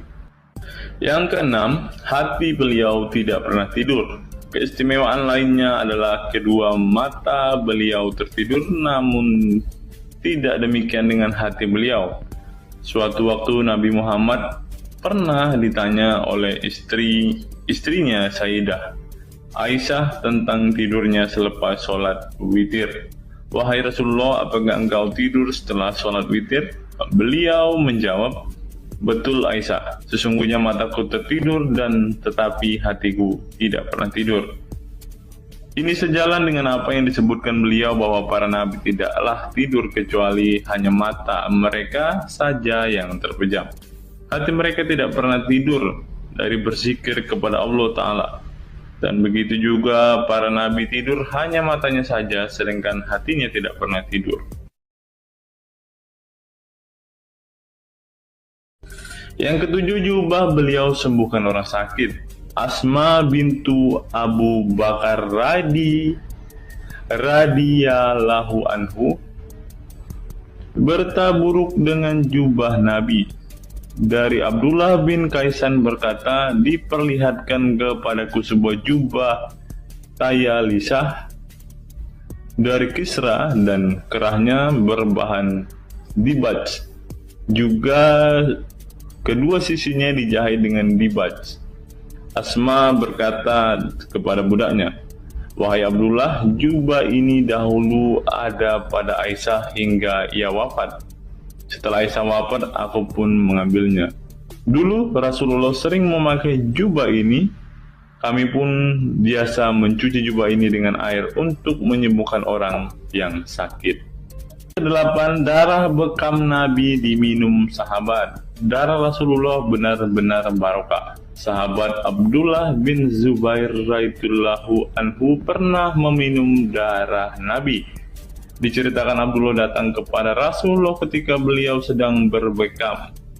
Setelah Rasulullah selesai, maka beliau memberikan darah berbekam itu sambil berkata, "Pergilah dan sembunyikan darah ini dari manusia."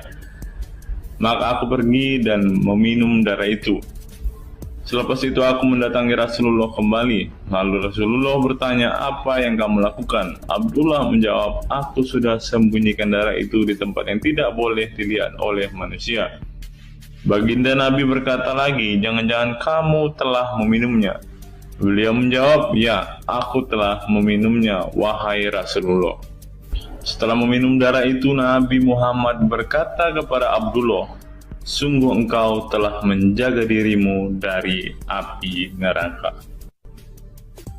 Yang ke-9, tidak pernah ihtilam atau dalam tanda kurung mimpi basah. Ihtilam adalah keluarnya air mani karena sebab mimpi atau fantasi. Di Indonesia sering disebut dengan mimpi basah. Dan itu tidak pernah terjadi pada Nabi Muhammad. Dalam kitab hadis Al-Mu'jam Al-Kabir, Imam At-Tabarani mengeluarkan sebuah riwayat dari Ibnu Abbas bahwasannya Nabi Muhammad tidak pernah ihtilam atau mimpi basah. Yang ke-10 yang terakhir, teman-teman, dapat melihat dan mendengarkan ringkihan langit. Dari sahabat Abu Dzar, Nabi Muhammad bersabda, "Sesungguhnya aku melihat apa yang kalian tidak lihat, dan aku mendengar apa yang kalian tidak dengar, ringkihan langit. Dan memang pantas langit bersuara ringkih, karena di setiap jarak 4 jari di langit ada malaikat yang menaruh keningnya dan sujud kepada Allah. Demi Allah, seandainya kalian mengetahui apa yang aku ketahui, kalian akan sedikit tertawa dan banyak menangis." Keistimewaan lain dari Nabi Muhammad disebutkan ketika beliau buang air tidak ada bekasnya sama sekali. Dalam kata lain, semua kotoran beliau ditelan bumi, tak sedikit pun yang tertinggal. Beliau juga mampu melihat ke belakang dengan jelas sebagaimana beliau melihat ke depan. Itulah ke-10 keistimewaan Nabi Muhammad yang juga menjadi bukti kenabian beliau. Rasulullah adalah manusia sebagaimana umatnya, akan tetapi Allah menjadikan beliau sebagai manusia yang tidak seperti manusia pada umumnya.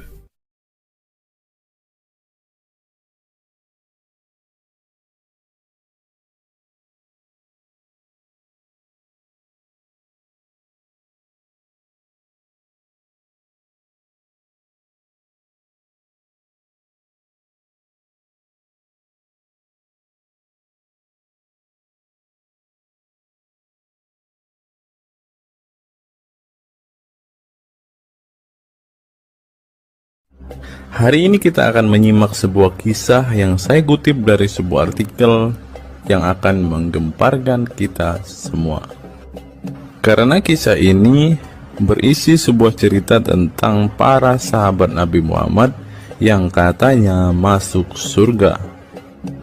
Bagaimana mungkin para sahabat ini bisa masuk surga? Sedangkan junjungan mereka sendiri pun tidak mempunyai kepastian surga. Seperti yang diungkap Bapak Quraisy Shihab berikut ini. Tidak benar, saya ulangi, tidak benar bahwa Nabi Muhammad sudah dapat jaminan surga. Mendengar apa yang dikatakan Bapak Quraisy Shihab tadi, jelaslah bahwa Rasulullah pun tidak pasti masuk surga. Bagaimana mungkin para sahabat masuk surga jika sang junjungan sendiri tidak punya kepastian surga? Memang sedikit aneh sih teman-teman. Nabi tidak pasti masuk surga, tapi para sahabat masuk surga. Mungkinkah para sahabat lebih baik dari sang Nabi? Untuk itu, mari kita simak kisah para sahabat Nabi berikut ini dan temukan alasan mengapa mereka bisa masuk surga. Kisah sahabat Nabi Muhammad SAW yang dijamin masuk surga oleh Allah SWT. Semua manusia pasti menginginkan masuk surga Allah SWT, namun tidak semua jiwa bisa masuk surga. Ada banyak tantangan dan perjalanan yang sangat panjang yang harus dihadapi umat Islam hingga mendapat kesempatan ala SWT untuk masuk surga. Itu juga belum tentu langsung masuk surga.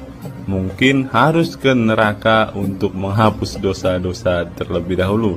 Meski demikian, kita bisa belajar dari kisah sahabat Nabi Muhammad SAW yang dijamin masuk surga Allah.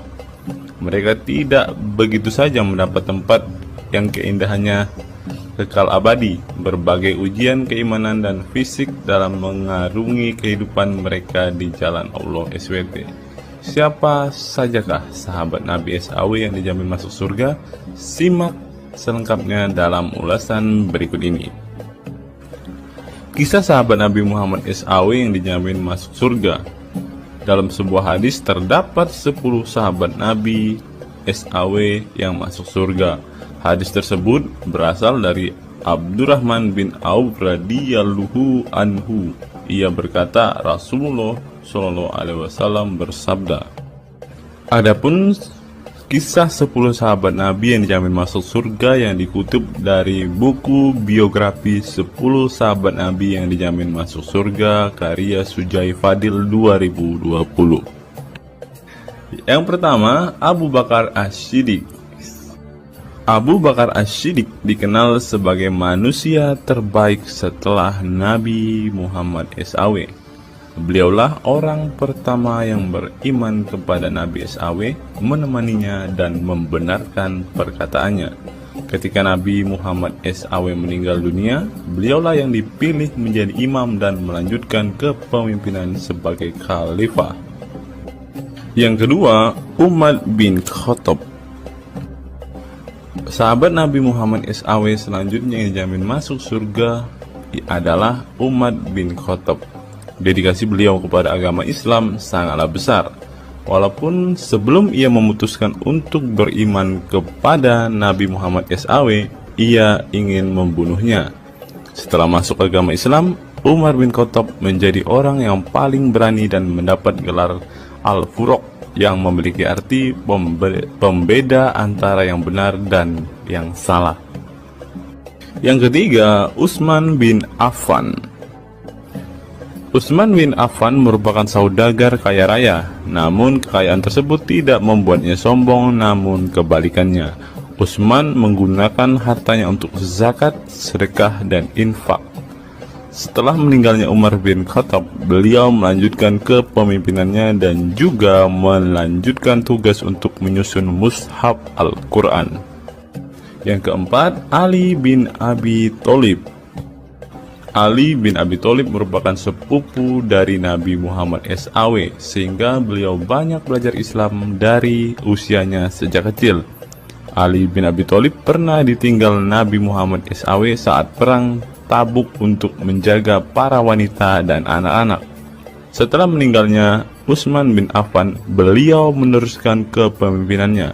Namun di masa kepemimpinannya banyak sekali pertentangan dan perpecahan kelompok dengan pemikiran masing-masing.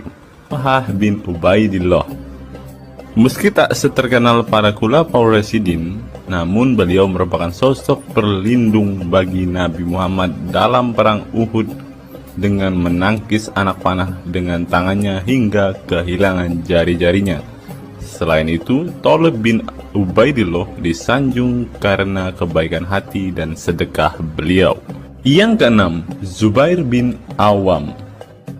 Zubair bin Awam merupakan orang pertama yang berani mencabut pedangnya di jalan Allah SWT saat ia menduga ada orang musyrik yang sewenang-wenang kepada Nabi Muhammad SWT. Perjuangannya untuk masuk ke Islam tidaklah mudah. Beliau sempat disiksa oleh pamannya sendiri agar tidak mengikut Nabi Muhammad SAW. Yang ketujuh, Abdurrahman bin Auf. Abdurrahman bin Auf merupakan seorang saudagar yang kaya raya. Walaupun seorang yang berlimpah harta, beliau banyak menggunakan hartanya untuk kaum muslimin. Ketika mendengar bahwa dirinya akan masuk surga, Abdurrahman bin Auf khawatir apakah layak masuk surga dan merasa dirinya bukanlah siapa-siapa. Yang kedelapan, Sa'ad bin Abi Waqqas. Sa'ad bin Abi Waqqas merupakan paman Nabi Muhammad SAW dari ibunya. Ketika mendengar Islam di Mekah, Sa'ad langsung menghampiri Nabi Muhammad SAW untuk beriman kepada Allah SWT dan Rasulnya. Sa'ad bin Abi Waqqas merupakan orang pertama yang meletakkan anak panah di jalan Allah SWT. Beliau juga dipilih menjadi komandan perang Qadisiyah dan diangkat menjadi gubernur Kufah di masa kepemimpinan Utsman bin Affan. Yang kesembilan, Sa'id bin Zaid. Apabila seseorang yang mampu membuat Umar bin Khattab yang keras bisa masuk ke dalam Islam, beliau adalah Sa'id bin Zaid dan istrinya Fatimah bin Khattab. Beliau mengadakan pertemuan di Darul Arqam dan sebelumnya menyampaikan dakwah di dalamnya. Sa'id bin Zaid tidak pernah absen dari peristiwa penting dan peperangan bersama Nabi Muhammad SAW kecuali di perang Badar. Yang ke-10, Abu Ubaidah bin Zarah. Abu Ubaidah bin Zarah merupakan seorang sahabat Nabi Muhammad yang lemah lembut namun cekatan. Beliau termasuk salah satu generasi pertama yang masuk Islam. Ketika perang Uhud, 2 gigi depannya copot, malah tampilan dirinya makin bagus. Giginya ompong dikarenakan ia mencabut 2 rantai yang masuk melalui lubang kancing topi besi di wajah Nabi Muhammad SAW karena terkena tebasan. Dari 10 kisah tadi, semua sahabat Nabi itu terkenal dengan perbuatan baiknya. Apakah standar umat muslim masuk surga adalah dengan berbuat baik? Perbuatan baik tentu tidak dapat menyelamatkan. Seorang ustadz pernah berkata seperti ini. Mengantarkan kita masuk ke surga itu bukan amal perbuatan kita. Kita semua masuk ke dalam surga Allah kelak itu lantaran mendapat anugerah dari Allah dan mendapat rahmat dari Allah. Jadi bukan karena amal ibadah kita. Apa tanggapan teman-teman setelah menyimak kisah ini?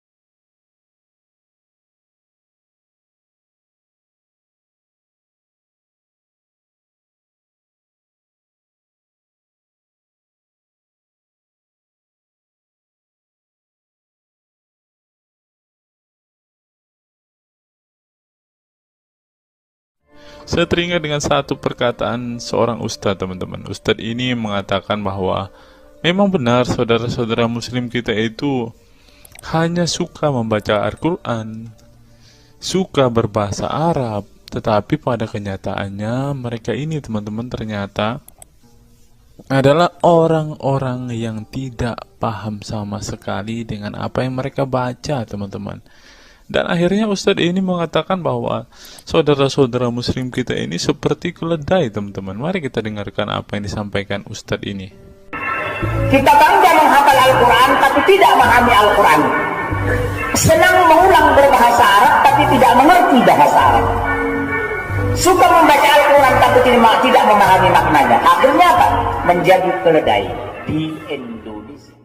Tidak sampai di situ saja teman-teman, menurut NU Online seperti yang disampaikan oleh Gus Baha, ingin umat Islam banyak baca Al-Quran meski tak paham maknanya. Teman-teman bisa baca sendiri ya judul artikel ini. Artikel ini mengatakan seorang Gus ingin umatnya itu semua umatnya dia ingin bahwa mereka harus mau dan rajin membaca Al-Quran, teman-teman. Walaupun ya pada kenyataannya apa yang mereka baca mereka tidak ketahui. Apa yang mereka baca mereka tidak tahu maknanya, teman-teman. Mari kita dengarkan dan lihat apa isi dari artikel yang diransir oleh NU Online ini, teman-teman. Jakarta, NU Online. Rais Syuriah Pengurus Besar Nahdlatul Ulama PBNU Kiai Haji Ahmad Bahaudin Nur Salim yang biasa dikenal dengan Gus Baha mengingatkan umat muslim atau umat Islam untuk memperbanyak membaca Al-Quran meski tidak memahami maknanya. Waduh, gak bahaya kah ini? Ustadznya mengatakan harus baca saja Al-Quran walaupun tidak paham. Wah, bisa-bisa umat Islam jadi keledai se-Indonesia nih, seperti yang dikatakan Ustadz yang barusan tadi. Karena semuanya disuruh baca, disuruh hafal, tidak peduli tahu atau tidak arti dan maknanya. Aduh, gimana ini teman-teman? Sebagai kitab suci, Al-Quran harus lebih dekat dengan umat Islam. Cara mendekatinya bisa dengan mempelajari dan memahami kandungan Al-Quran atau membacanya. Membaca Al-Quran lebih bernilai ibadah, terutama di bulan suci Ramadan. Saya paling sangat ingin di Ramadan ini banyak membaca Al-Quran, baik membaca secara qiraatan saja atau lebih jelasnya. Sebagaimana dikutip NU Online dari akun YouTube Santri Gayeng. Menurut Gus Baha, membaca Al-Quran tidak harus menunggu paham arti dan tafsirnya. Sebab membaca Al-Quran dari huruf ke huruf sudah bernilai ibadah. Meskipun seorang yang membacanya itu tidak paham arti dan maknanya, terlebih ketika membaca dan kemudian menjadikan isi Al-Quran sebagai bimbingan hidup. Gus Baha mencoba melogikakan orang yang membaca Al-Quran tetapi tidak memahami maknanya. Ia menjelaskan ketika seseorang membaca Al-Quran dan tidak paham maknanya, maka seseorang itu hanya menyibukkan diri dengan kalamullah. Hal ini menurut Gus Baha sesuatu yang baik. Tetapi Ustadz yang tadi mengatakan kalau hanya bisa membaca tetapi tidak ngerti maknanya, mereka sama dengan keledai di Indonesia. Nah, sekarang umat muslim bingung nih harus ngikutin yang mana, mau jadi keledai atau hanya menjadi pembaca tetapi tidak tahu apa-apa nih. Lanjut teman-teman. Efek dari kesibukan dengan kalamullah itu pasti tidak melakukan maksiat. Tetapi kalau kita melihat ya, kalau ada satu contoh kasus yang terjadi di pesantren kemarin kan teman-teman, di artikel yang kita baca sebelumnya, bahwa kejadian atau hal yang bersangkut paut dengan maksiat ini terjadi di dalam pondok pesantren teman-teman. Bagaimana ini Gus Baha? Kalau Anda mengatakan bahwa ketika orang sibuk dengan membaca Al-Quran dengan kesibukan membaca kalamullah dan bisa terhindar dari melakukan hal-hal maksiat, tapi kok di pondok pesantren malah terjadi maksiat nih Gus Baha, bagaimana ini? Lanjut, saya beri contoh, meskipun membaca saja dan tidak paham artinya, itu tetap baik. Ada orang yang semalaman itu duduk bersama keluarga, ngobrol ringan tentang masa lalu, cerita lucunya atau lucunya anaknya. Pada malam itu ditulis oleh malaikat bahwa keluarga ini tidak maksiat, tidak dugem, tidak narkoba, dan tidak ke tempat maksiat, jelasnya. Gus Baha mengatakan keberkahan dari seorang muslim atau muslimah menyibukkan diri bercengkrama bersama keluarga, asik guyon dengan teman dan tetangga adalah tidak melakukan maksiat dan tidak macam-macam, apalagi jika saat itu membaca Al-Quran. Hal ini sesuai dengan kajian ilmu usul fikih yang dipelajari Gus Baha dari Al-Makfurlah Kiai Haji Maimun Zubair. Dia menegaskan bahwa di antara kebaikan agama Islam adalah meninggalkan itu adalah pekerjaan yang tidak butuh modal. Gus Baha menjelaskan, apabila seseorang ingin mendapat pahala sholat, maka harus sholat. Kalau ingin mendapat pahala haji, maka harus haji. Namun ada kebaikan yang tidak perlu modal, yaitu meninggalkan kemungkaran. Caranya cukup meninggalkan hal-hal yang dilarang Allah. Cara meninggalkan kemungkaran bisa dengan bercengkrama dengan keluarga, baca Al-Quran, bercanda dengan teman, dan hal positif lainnya. Sehingga kalau ada orang yang tanya, kenapa baca Al-Quran meskipun tidak paham itu dapat pahala? Satu, karena itu kalamullah. Kedua, sebagai kebaikan itu adalah meninggalkan kemaksiatan. Meninggalkan itu bisa dilakukan dengan hal-hal mudah. Ini pentingnya ngaji. Saya ngaji usul fikih dengan Kiai Haji Maimun, abahnya Gus Yasin, katanya. Gus Baha mengaku sejak kecil ia sudah terbiasa membaca dan mempelajari Al-Quran, bahkan hingga saat ini. Kebiasaan Gus Baha mempelajari Al-Quran yang berlangsung puluhan tahun ini membuatnya memiliki kecintaan yang mendalam dengan kitab suci yang diturunkan kepada Nabi Muhammad itu. Ia juga membaca banyak literatur klasik maupun modern untuk memahami Al-Quran. Kemudian melakukan diskusi dengan banyak pakar Al-Quran dari berbagai daerah dan negara tentang berbagai tema. Tetapi syukur-syukur bacanya Al-Quran itu paham. Artinya paham sesuai dengan kapasitas masing-masing.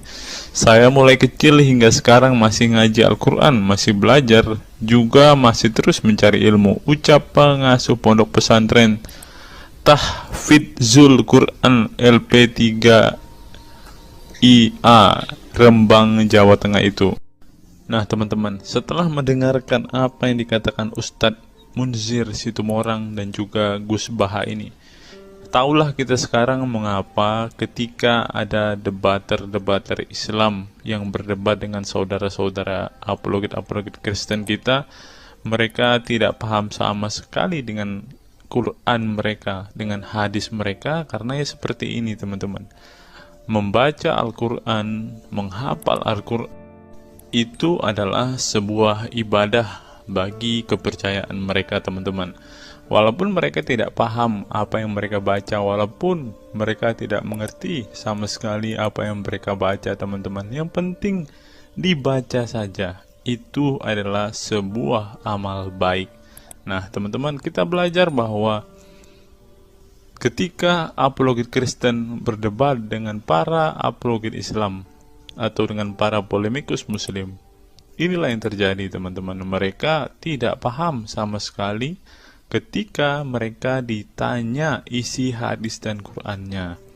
Karena pada intinya atau pada kenyataannya, seperti pengakuan dua ustadz ini tadi, bahwa memang benar umat muslim itu hanya senang membaca, hanya suka membaca, hanya suka mengimani, tetapi tidak paham sama sekali dengan apa yang mereka baca dan imani teman-teman.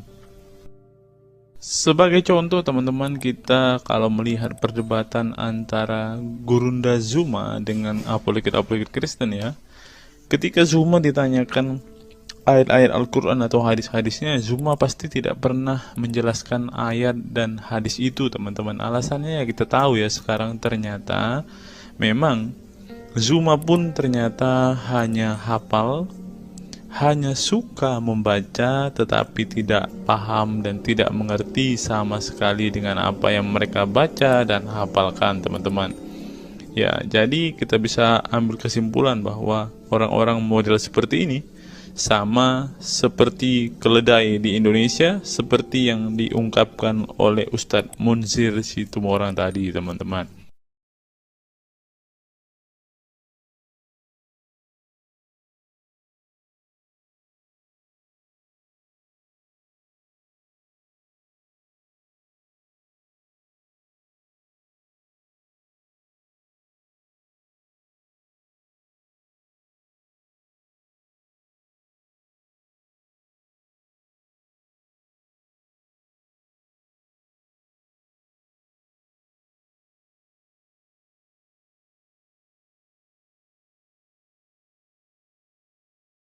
Fenomena pemurtadan dan kelompok Islam radikal.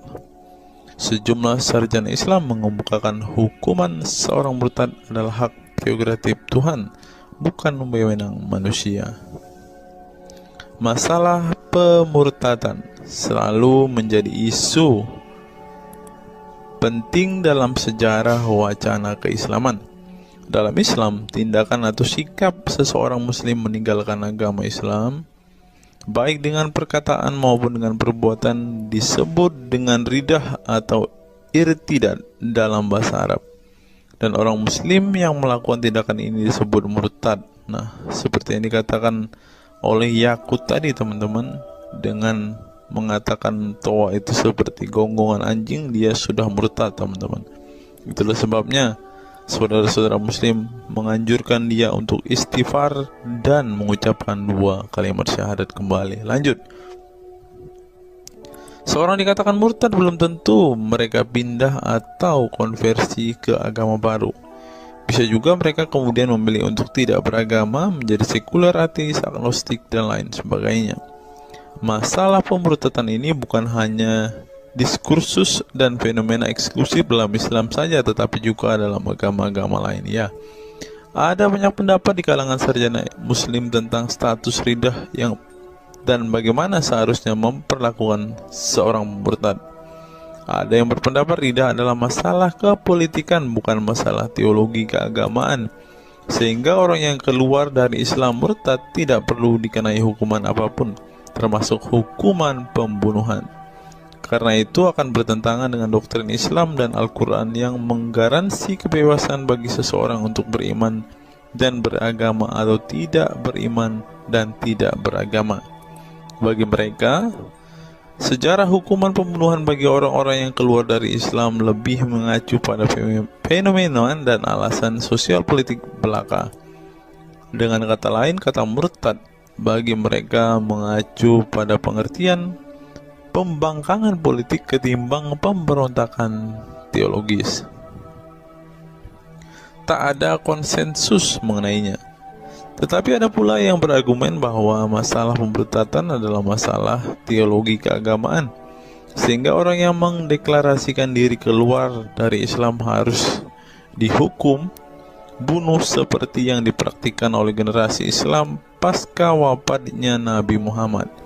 Menariknya, sejumlah sarjana Islam terkemuka, baik klasik maupun kontemporer, baik Sunni maupun Syiah, sebut saja seperti Muhammad bin Ahmad al-Saraki, Abu al-Walid al-Baji, Ibrahim al-Naqi, Ibnu al-Human, Buharuddin al-Mahinani, hingga Ali Goma, Husin Ali Mutazir, Zafir Ahmad Gamidi, dan Torik Ramadan menyatakan tidak ada konsensus dari para ulama tentang hukuman bunuh bagi seorang murtad. Mereka juga menegaskan bahwa hukuman seorang murtad adalah hak prerogatif Tuhan, bukan wewenang manusia. Nah, sekarang kalau kita melihat, ada seorang ustadz mengatakan, siapa namanya itu, Abdul Somad bilang, bagi yang murtad darahnya halal. Nah, gimana ya dengan Abdul Somad ini, teman-teman? Dia sudah tidak menghidupi apa yang diajarkan oleh pendahulu-pendahulunya, teman-teman. Lanjut, masalah sejarah dan fenomena pemurtadan dalam Islam ini dengan baik dikupas oleh Abdullah Said dalam Freedom of Religion, Apostasy and Islam, atau Taha Jabir Al-Wani dalam Apostasy in Islam, Historical and Scriptural Analysis.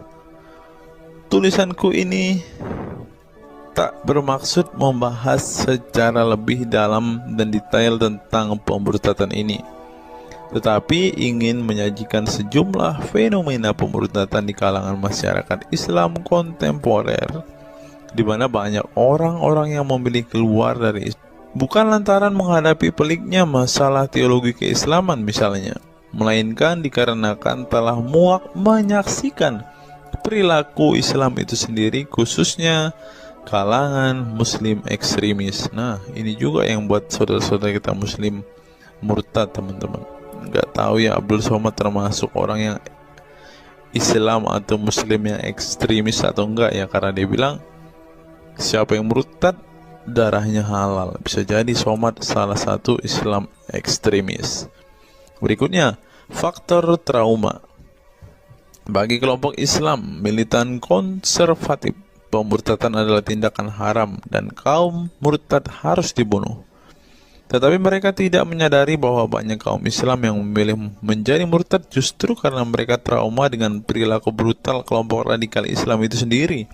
Lihat misalnya penuturan sejumlah mantan muslim dalam buku Living Islam, Apostate Speak Out, yang diedit oleh Ibnu Warak, nama samaran, seorang pensiunan Islam kelahiran Rajkot, India.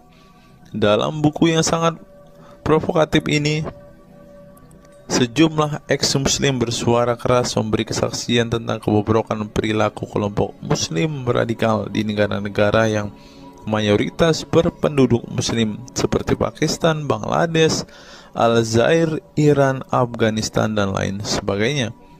Para penulis buku ini sebelumnya merupakan para sarjana aktivis muslim yang taat saleh sampai akhirnya mereka menyaksikan momen-momen mengerikan dalam hidup mereka hingga akhirnya mereka menyatakan goodbye pada Islam.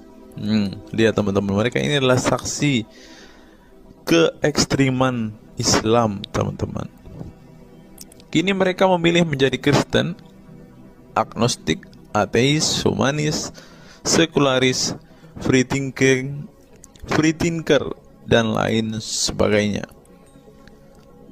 Setelah mendeklarasikan dari emoh pada Islam, mereka kemudian pada umumnya memilih tinggal di Barat, khususnya Amerika Serikat, Kanada, Eropa Barat, dan Australia. Karena kalau mereka tinggal di Arab ya pasti dipenggal, teman-teman. Sebagai suaka baru mereka dengan pertimbangan satu, masalah ketidakamanan jika mereka tinggal di negara asal mereka, sebab seorang yang pindah agama dihukumi murtad dan mereka itu bisa dibunuh. Nah, benar apa yang saya katakan tadi kan, teman-teman. Yang kedua, lantaran di Barat ada jaminan soal kebebasan beragama. Nah, kalau di negara asal mereka hanya satu agama, teman-teman. Kalau mau meluk agama lainnya, siap-siap dipenggal karena darahnya halal. Inilah ajaran Islam yang asli. Berikutnya, buku yang ditulis oleh kaum murtad ini penting untuk disimak sebagai kritik tajam atas tindakan radikalisme agama yang dilakukan oleh, meminjam istilah Muhammad Said Asmani, kelompok ekstrim yang sering menebarkan kekerasan dan kebencian dalam menyampaikan pesan-pesan keagamaan, tanpa disadari bahwa perilaku sadis dan barbar mereka telah menyebabkan sebagian umat Islam frustasi dan kehilangan kepercayaan terhadap agama mereka, kemudian memilih hengkang dari Islam. Ini menunjukkan bahwa masalah pemurtadan atau proses konversi tidak semata-mata masalah teologi keagamaan, tetapi juga sosial, politik, dan ekonomi. Itulah yang dialami Ibnu Warok, Ali Sina, Anwar Saik, Faisal Muhammad, Serek Malik, Samia Libini, Abul Qasem, dan masih banyak lagi. Semula mereka adalah para pemeluk Islam saleh yang kemudian memilih keluar dari agama ini setelah mereka mengalami dan menyaksikan peristiwa tragis dalam sejarah hidup mereka. Simak misalnya penuturan Ali Sina dalam Why I Live Islam, My Passage from Faith to Enlightenment. Ali Sina yang masih keturunan Ayatollah Iran ini menuturkan pengalaman getir hidupnya menyaksikan serangkaian horor di negaranya Iran. Dia mengatakan sejak Ayatollah Khomeini berhasil menggulingkan diktator Shah Reza Pahlavi pada tahun 1979, segera ia mengganti ideologi sekuler negara dengan ideologi Islami yang tunduk sepenuhnya pada otoritas Khomeini. Masih menurut Ali Sina, alih-alih ingin menegakkan kedaulatan dalam praktiknya, yang terjadi justru penegak kedaulatan Khomeini, di mana melalui agen rahasianya yang bernama Saza Mene Ate Laat Fa Amniate Keskharar yang disingkat Shefak, dia dan para pendukungnya menghancurkan siapapun yang tidak mau tunduk pada otoritas politik keagamaannya, termasuk bekas sekutunya. Maka pada saat Imam Khomeini berkuasa, kata Sina, nyawa pun menjadi sangat murah. Ribuan orang Irak dibunuh sebagai efek perang teluk antara Iran-Irak. Ribuan pengikut Bahai Faith disiksa dengan tuduhan murtad, dan ribuan penduduk Iran yang menolak otoritas politik dan agama sang imam dipenjara. Nasib kaum perempuan lebih tragis lagi. Sebelum dibunuh, mereka diperkosa oleh tentara syariat dengan alasan sebagai imbalan pembangkangan kepada sang ayatollah sekaligus tiket menuju surga. Ngeri teman-teman, tiket menuju surga. Peristiwa tragis semasa rezim Khomeini ini membuat Ali Sina trauma dan kehilangan kepercayaan terhadap Islam sehingga ia memilih murtad. Sekarang ia mendirikan Faith Freedom Foundation untuk mengadvokasi orang-orang yang ingin meninggalkan Islam. Selain Ali Sina, pengalaman getir juga dialami oleh Abul Qasim Bangladesh, Sherak Malik Pakistan, Anwar Saik Pakistan Bertain, Nadia dari Maroko, Samia Libina dari Tunisia, Azad dari India, dan masih banyak lagi. Setelah mengalami dan menyaksikan sejumlah peristiwa tragis kekerasan agama yang dilakukan kaum muslim radikal di negara mereka, mereka kemudian hijrah ke iman yang baru. Memang tidak bisa dipungkiri di negara-negara berbasis Islam itu telah terjadi sejumlah peristiwa sadis yang dilakukan sekelompok rezim muslim militan dan kaum radikal agama demi ambisi politik kekuasaan mereka. Atas nama agama dan penegakan syariat Islam, mereka melakukan serangkaian teror dan kekerasan terhadap kelompok minoritas dan lawan-lawan politik agamanya. Penulis perempuan Mesir Bat Yeor telah menunjukkan dengan baik sebagian dari sejarah gelap radikalisme kelompok militan konservatif terhadap kaum minoritas ini dalam buku The Decline of Eastern Christianity Under Islam From Jihad to Dhimmitud.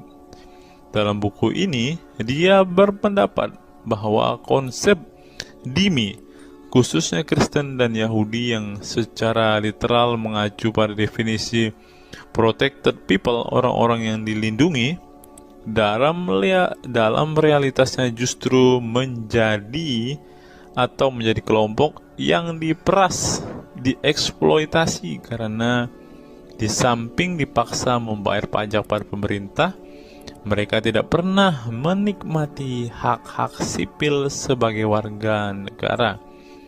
Di negara-negara berbasis syariat Islam, mereka memang menjadi warga negara kelas 2, kalau bukan malah tidak berkelas lagi. Tidak hanya non-muslim saja, kaum muslim yang kebetulan berseberangan dengan ideologi dan aliran keagamaan rezim penguasa, baik rezim Sunni maupun Syiah, juga mendapat perlakuan kejam dan diskriminatif. Sebagian dari kaum muslim yang dizolimi oleh rezim Islam ekstrem ini masih bertahan memeluk Islam. Tetapi sebagian lain lebih memilih kabur ke negeri lain dan emoh memeluk Islam lagi. Ilustrasi di atas merupakan peringatan keras sekaligus memberi pelajaran berharga bagi umat Islam. Dengarnya saudara-saudara Islam, khususnya kelompok muslim militan konservatif yang selama ini getol berdakwah dengan cara-cara kekerasan dan intoleran.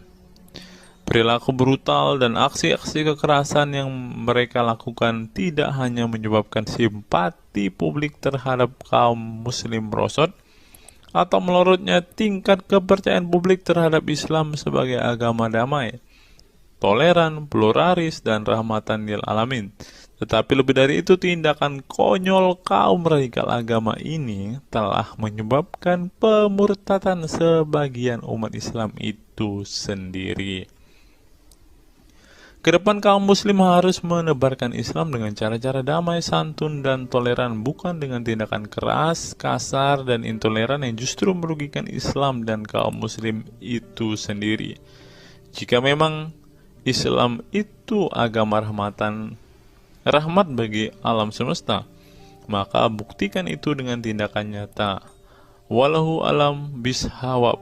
Nah, itulah fakta-fakta yang bisa saya sampaikan pada kesempatan hari ini, teman-teman. Kiranya fakta-fakta ini dapat membuat kita semua sebagai umat Kristen semakin bersemangat berdoa, terlebih memberitakan Injil kepada saudara-saudara muslim kita yang benar-benar rindu, yang benar-benar ingin dan haus mendengarkan kabar baik, teman-teman. Karena Alkitab memang mengatakan ada orang-orang yang hatinya sudah tertutup untuk Injil dan mereka tidak akan pernah mendengarkan kabar baik itu. Bagi saudara-saudara muslimku, segeralah murtad, karena sesuai dengan apa yang kita bacakan hari ini, banyak sekali fakta-fakta yang di luar nalar yang bisa menjadi alasan kalian untuk meninggalkan agama Islam. Apa pendapat teman-teman setelah menyimak video ini? Silahkan tuliskan komentar waras teman-teman di kolom komentar video ini, agar banyak orang semakin waras dan semakin sadar bahwa hanya Yesuslah satu-satunya Tuhan dan Juru Selamat. Hanya Yesuslah satu-satunya yang menyediakan surga bagi setiap orang yang percaya kepadanya. Salam waras, salam sadar. Sampai bertemu di video-video kita berikutnya. God be with you all.